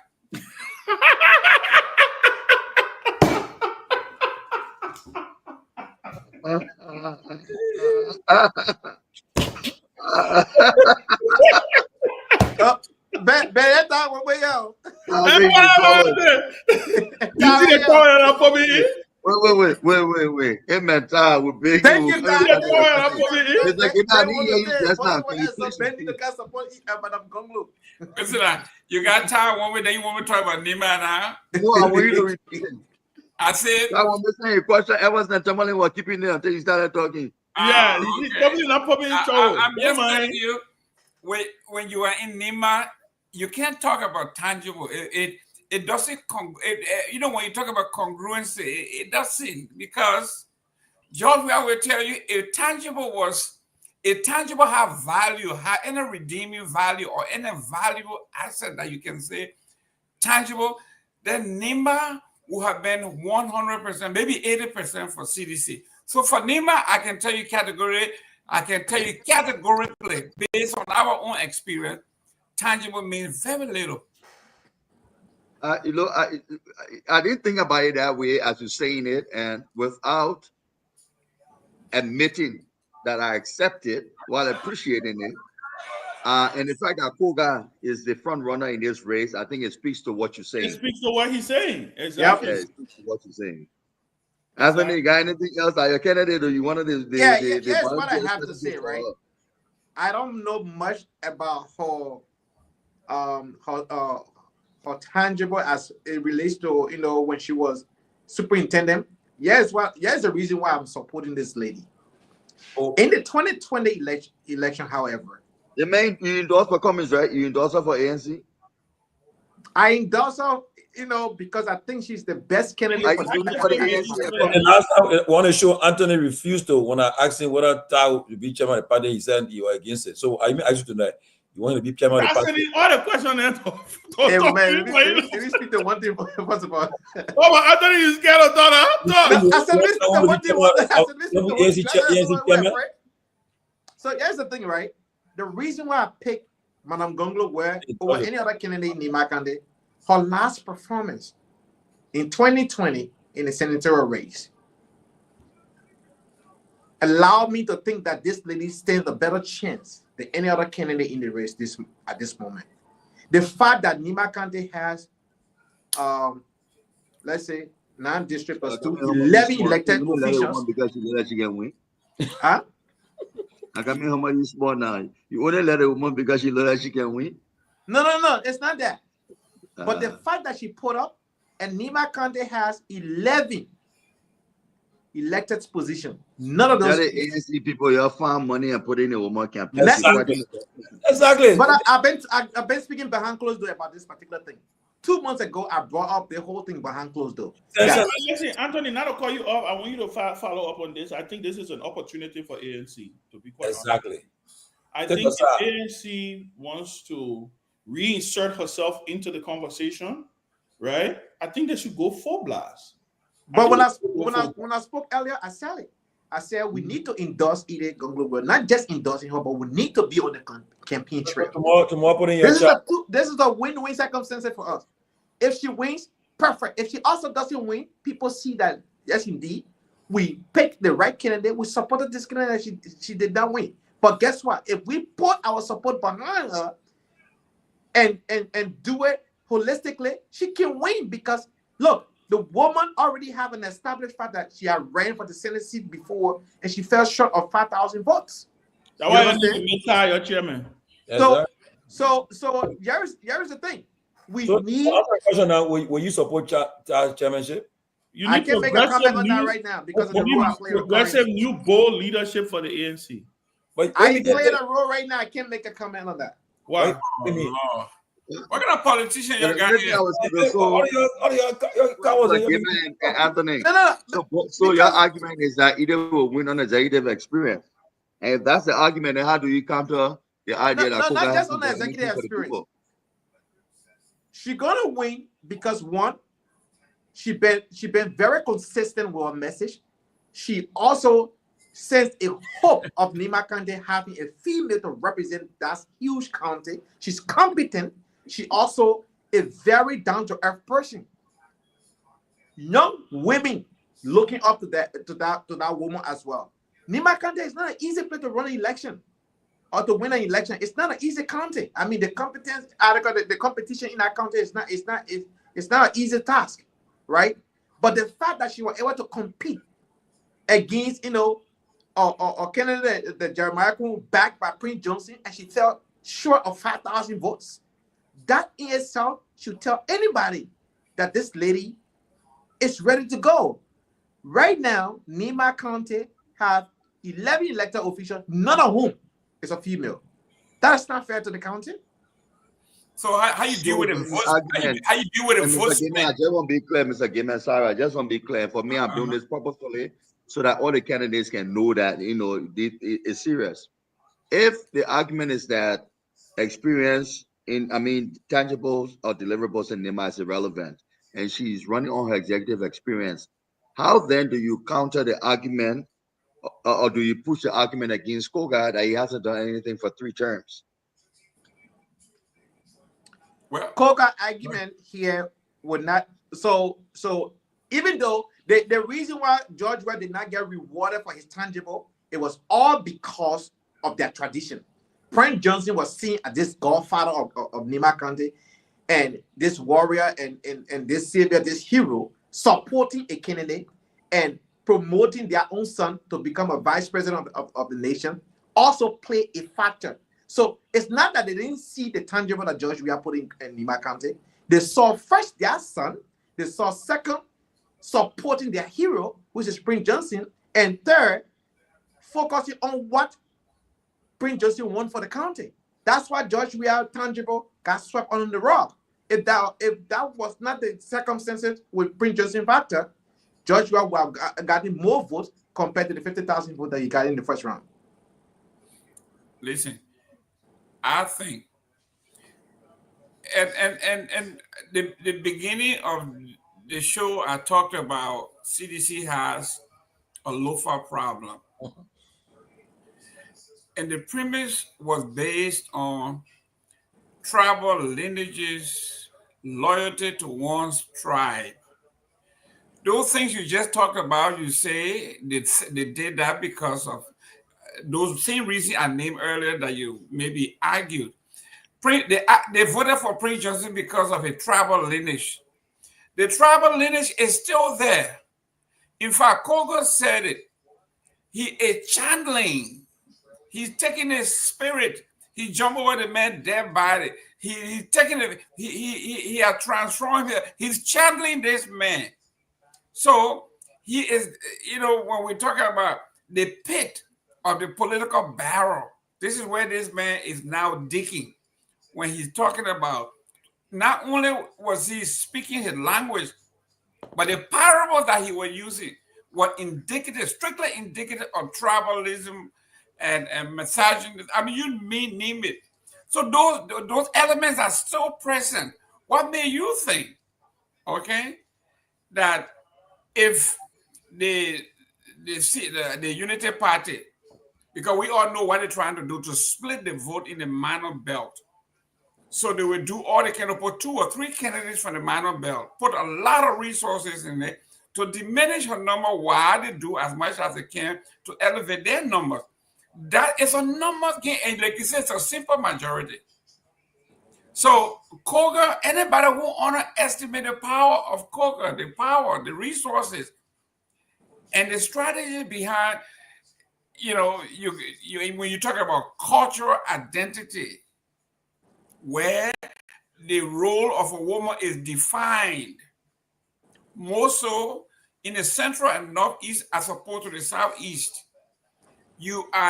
Anybody who takes Koga for granted is doing it at their own peril. But nobody can take him for granted. In fact, the guy was the one guy in Nima who could openly insult and berate Prince Johnson and didn't care about it. So he's got some, he's got heart. And not that I have any, They went against the law. Not I got any disappointment. Somebody asking if the president and the vice president can come from the same county. No, No. you cannot. Per our constitution is Yeah, that's what I say. it's not possible. Yeah, like the So, United States, the two look, candidates cannot anybody come who from could the stand same up to Prince Johnson like that, you gave them some degree of respect and admiration. I think Prince deserved everything that Koga did to him and then some. It was just not helping me Nima like it should have, but hey, there's no love lost there. So Guys, we got to wrap this thing up. yes, It's almost 1 o'clock. I think it's a fascinating conversation. Again, we're gonna be here another day. We'll let them know when. But like we said, a couple of things are gonna be happening in Nimba in the coming days. We're hearing that Wombe maybe will be endorsing Edith Gonglo. Where I think that's gonna be a huge boost for her campaign. He needs to do that ASAP. Yeah, I think it's going to be a huge boost for her campaign. Ty is very surgical. He's proven to know the lay of the land over there, especially when it comes to, just talking about his district. He's also someone who I think is a fierce campaigner. We all know how he won his seat. So, right. Okay, there we go. The chairman of the political leader of the CMC has also commented. I told you everybody watching this show tonight. Everybody watching this show now.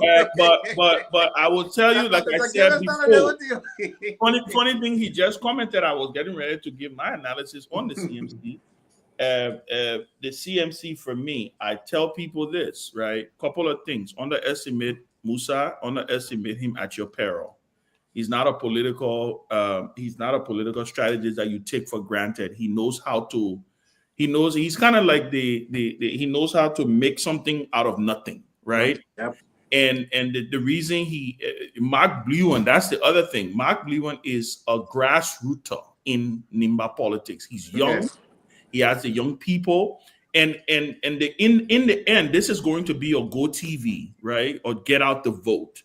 If with the resources that the CMC is going to pour into Nimba, if they're able to get out their votes, right? This is a simple majority election. That's why I made the prediction, right? When I said on the last show, Lloyd, we may be looking at an election with Koga coming third. We may just be looking. It is possible, Ben. It is possible. I'm dead serious about this. Koga, and like I said, I spoke with somebody from the UP Alliance today, and they told me, they said, Koga has been read the Riot Act. So shut up. They said, keep quiet. Literally, because I'm sure Koga will do what it takes to he can discipline for 5 weeks. Well, yeah, that's what I'm saying. When they got 5 more weeks, from what I've been told, is that they're literally about to keep him under lock and key. and Jeremiah Kuhn is about to enter the race. In fact, I understand Jeremiah Kuhn is going to be making the endorsement in Musa Belete's backyard in Saclay. So I saw a post today from Musa welcoming him to the county, to his district, saying that you are welcome as a vice president. You are after all, you're the vice president of Liberia. We all know Musa has sent out a warning or a caution, not a warning, a caution to the vice president to stay out of this process, to stay above the fray. I told you, I said I disagree with it because I think the vice president need to go. Yeah, you want to do that? Go there and play and rumble and tumble. He may end up winning. He may end up losing. But I think Koga has done a little more harm to himself than good over the last couple of days, and it may come back. If he loses this race, he will look back on being the Usain Bolt of their body, to talking about a woman place, and to kind of being condescending. The other thing is, I saw Musa Belete showing a bridge that he's building in Koga's district, right? Wow. I mean, yeah. So what? So now, if Musa candidates win this, what do you think they do for Musa? Oh, first of all, that would be huge. First of all, two things. It puts Jeremiah. It puts Jeremiah Kuhn's godfathership from a talking point perspective. Bragging rights. Then begin to have a conversation of, is Kuhn really the godfather? It will weaken Jeremiah Kuhn's chance of running for president. Is Kuhn really the godfather of Nimba, or Prince Johnson dying, really has exposed Coon, right? Again, like I said, I said it before on the show, right? The only person, and he's not running, Musa is not running, but he's the political leader of the party that has a candidate. Musa is the only person at this point in this process that has some real estate to show, some political real estate to show, and going to the people of Nimba to say, look what I have done in short period of time. in short period of time. I'm telling you to give my guy a shot. I'm telling you to give my guy a shot. Y'all want to see, y'all want Nima to load at District 7? Y'all give my guy a shot, right? Where there's no corner of District 7 that ain't got street light, where all the roads are connected. He has that leverage. He has that political real estate to go and have the conversation. Edith, on the other hand, right? Definitely, very good. Again, this is a good mock exam for 2020-29. We accept our underdog role, right? Again, so again, it's gonna be fascinating. No, for those of us who are politics. For those of us who are political junkie, this is what you live for. You live for an opportunity to be able to play with the magic wall. I'll tell you something, right? Let me tell you something, right? Not because he's watching though, but Ben will tell you this. During the election 2020-23, right? The sitting mayor of Sacramento, whatever the case, who appointed usually a sitting easy guy. I met a guy on the road. I said, hello. I said, he said, the car driving, air conditioned car, pickup, nice truck. He said, the car driving. They put a seven, they give me car. Namuza give me the car. Namuza gave me the car. I said, oh, then what? I saw the guy in the meeting. He said, oh man, they call it the movement. And the movement on him, he cheated me. He said, and the movement here. So look, the implied politics is about that connection, how you treat people. So if they say the mayor who may have a following. So I knew from the get-go that we are going to, Musa are going to win the 7. But during the result counting, man, our NEC, my man, when they kept calling the result, they got to go in. And what they got, Duma? Richard Duma? They were leading. I said, somebody, they want to come and go. I said, Musa, what happened? He said, Chief, wait, my member, I'll get it never. I said, the woman I called the result 3 times. The 3 days she called result, the guy leading you. Chairman said, wait. By the end of the day, he pulled through. He pulled through it, and he won that district. So we're gonna have it's gonna be interesting. It's gonna be interesting. Like you said, Garrison Yelu. Somebody, I think Lloyd Scott talked about Garrison Yelu. Garrison Yelu is gonna be a thorn in the side of Koga. We all know that. But Lloyd also said something. Is there a price out there for Garrison Yelu?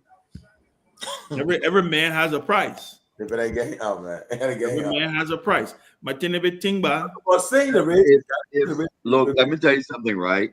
The benefit illegal because they'll be fighting for the most of the No. Koga is worried that Garrison will inflict political pain on him. Yeah. So for me, what I see happening in the House of Representatives, where since November you've been trying to get one speaker out and you can't get him out, is the same kind of incompetence I will put on the Koga team. If you want a Garrison Yelu out and you were not able to get him out with the purse, the political support and largesse of the vice president of Liberia, especially if he endorses him. For me, you can't be incompetent on such a regular basis. Okay? It just can't happen. Okay, but so if you lose the seat because you couldn't get Garrison out, Jaha, you can get a speaker out. Then just say something about your ability to govern. Right? Because today is March 14th. Today we expect the Supreme Court to issue some to come make some news. We know now. What if the Supreme Court opinion? We're about to go.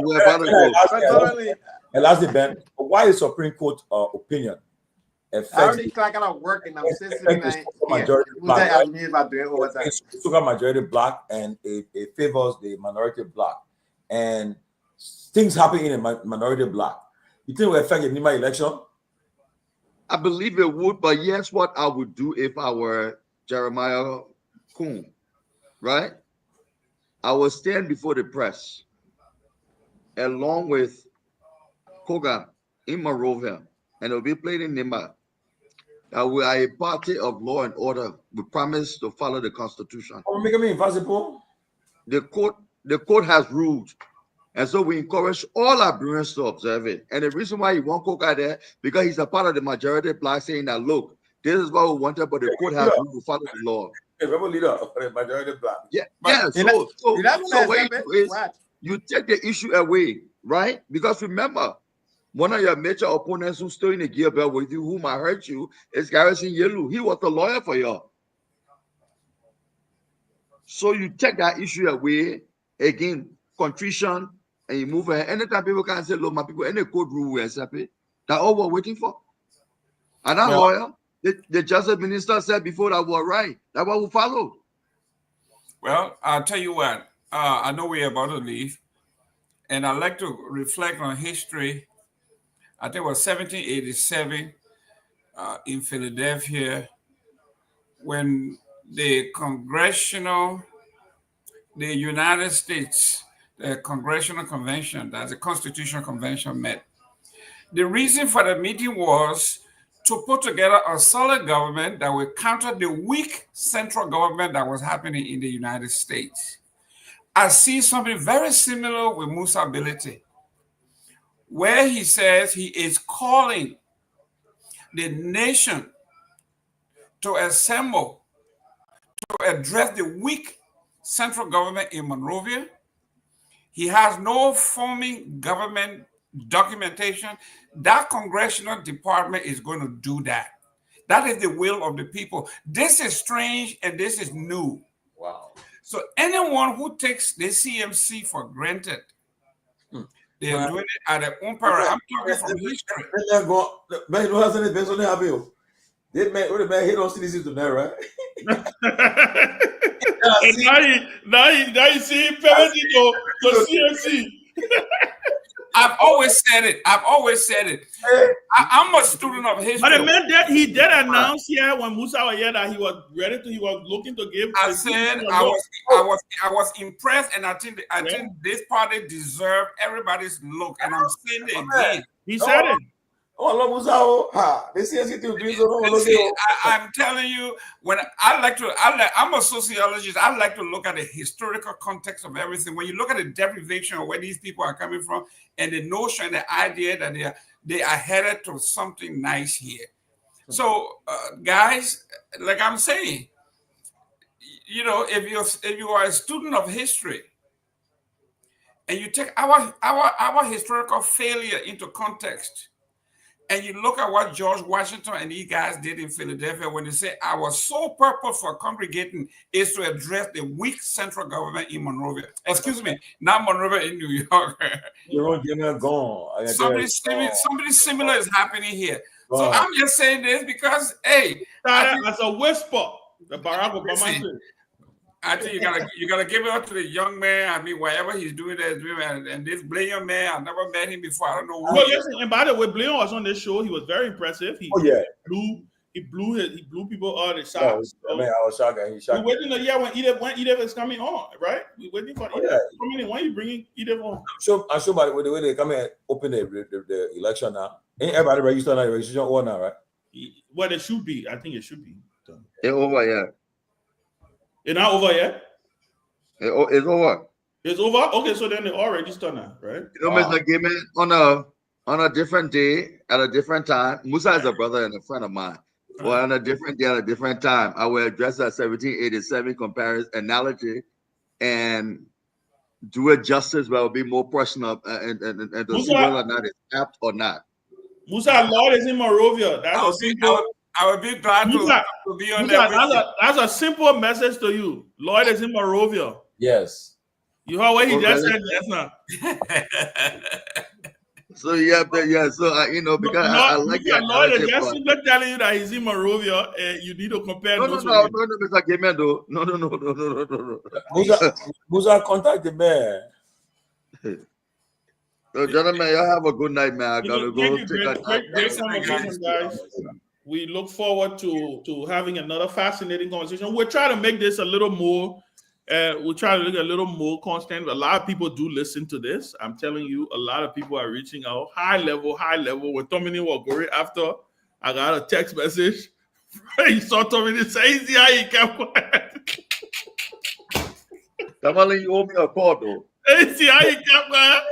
Nah, yesterday the best. I said, my man, now your maverick to you talking. You know, I'm saying. But you know, it's good to see you, Musa. It's good to great. Good morning to you guys. Aha, Musa and Lord. Yes, Lord. Mr. Scott, I'll send you my number. Well received. Yes, message has been well received.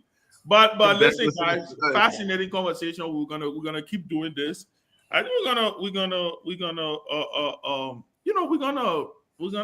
make this a little more permanent. I can assure you guys.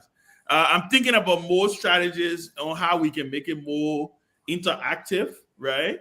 Maybe to start bringing some of these players on early in the morning. You know, when you wake up early in the morning in Liberia, you can have fresh thinking, right? So maybe when Musa Jenna wake up, Taj woke up. Who knows, President? We are one day may call. You know, I'm having some conversations in the background about a potential after hours evening conversation where, you know, away from all the noise and everybody making noise, right? And then we'll see how we can get Truth FM to keep the guys to see if they can relay this also.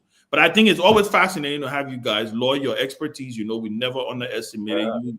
You have you've been there. You have skin in the game. Mr. Gayman, always fascinating from Focus on Liberia. I mean, I follow him. Every time I follow him, I can enjoy him when he's dealing with it. With the other people, you know. Of course, you know, by Tommy George. Thank you. Robert Gagwa, Anthony Gates, always good. Thank you guys for showing up. We're going to keep it moving. Nimba is going to be interesting. I will be on the ground very soon in Nimba. You don't be surprised.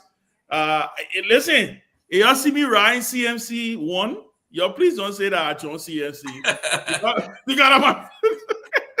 When you in CMC 1, I will have the press conference. I tell you now, it will not be gossip. I will call the press conference and say, my friend and brother. I'm asking you now live on the air. Musa, are you not going to allow me to ride CMC 1? I'm asking him live right now. Live. Please answer. Am I not going to be... We are live on the air if you ride CDC 1 too.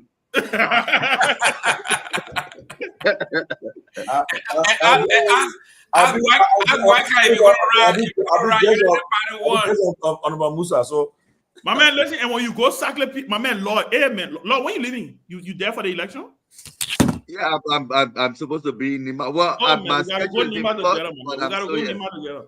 My man, when you go to that place, it's just the air in the morning is different from Monrovia. That's the reason that people. Man, they say you're a funny member. You were at that Congress. You were at the Congress. Listen, it's not a lie. I was one of the very few people that knew that was on the way. Yeah, you know. But look, I'm telling you, you wake up in Nimba, you wake up in Sackley, PA, the air is just different. Far away from Monrovia. Mr. Gayman, I will look out for your text. Yeah. Tamale, I'm still waiting for your call. Yeah, we'll call. I'll call you in the morning so we can in the morning.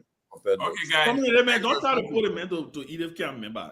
Musa, Tommy, trying to play Lord.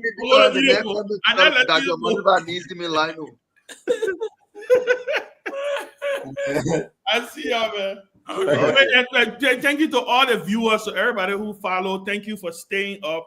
Those in Monrovia who just waking up, thank you. We've been on, and we look forward to having more of these conversations. Tomorrow we go. Oh, Tommy, you had a book I was talking about? The TCs. Oh, yeah.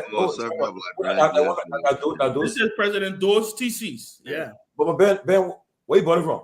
Amazon. Amazon. You know how they won't work together? Which one his daughter gave us? The book, yeah. But the one she gave her? Yeah, the TCs. The TCs, the one that Elizabeth Blunt that he wrote. What is the title again? It's called Survey of Liberia-U.S. Relations. Okay, sorry. This is President Samuel Doe's thesis. Yeah. Yeah. Nora, I'm taking you. Yeah, we're gonna go. Yeah.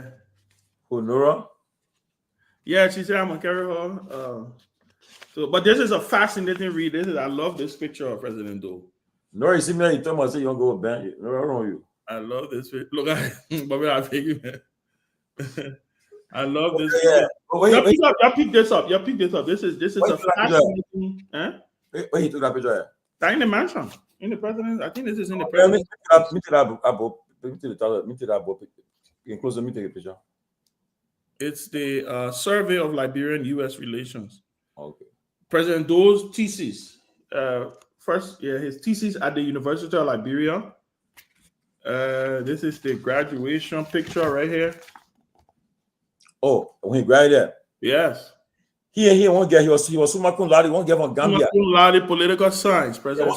Gambia. Two of them. I didn't get what. So you know, Magna or Summa to here. They won't get from Gambia. Two of them do the class that year. Yeah. Fascinating read. Fascinating read. You will be surprised at some of the things that he talked about. But yeah, we're gonna be here again, Tomlin. Let's try to make this thing a little more. I mean, I'm getting a lot of good feedback from it. Yeah. Let's try to make it. I know people. You know, you guys do the regular TCA, but we gotta give the people some. Sometimes people don't want the larger noise. So we look forward to having a good conversation. Great seeing you guys. Good night, guys. Have a great evening. Thank you.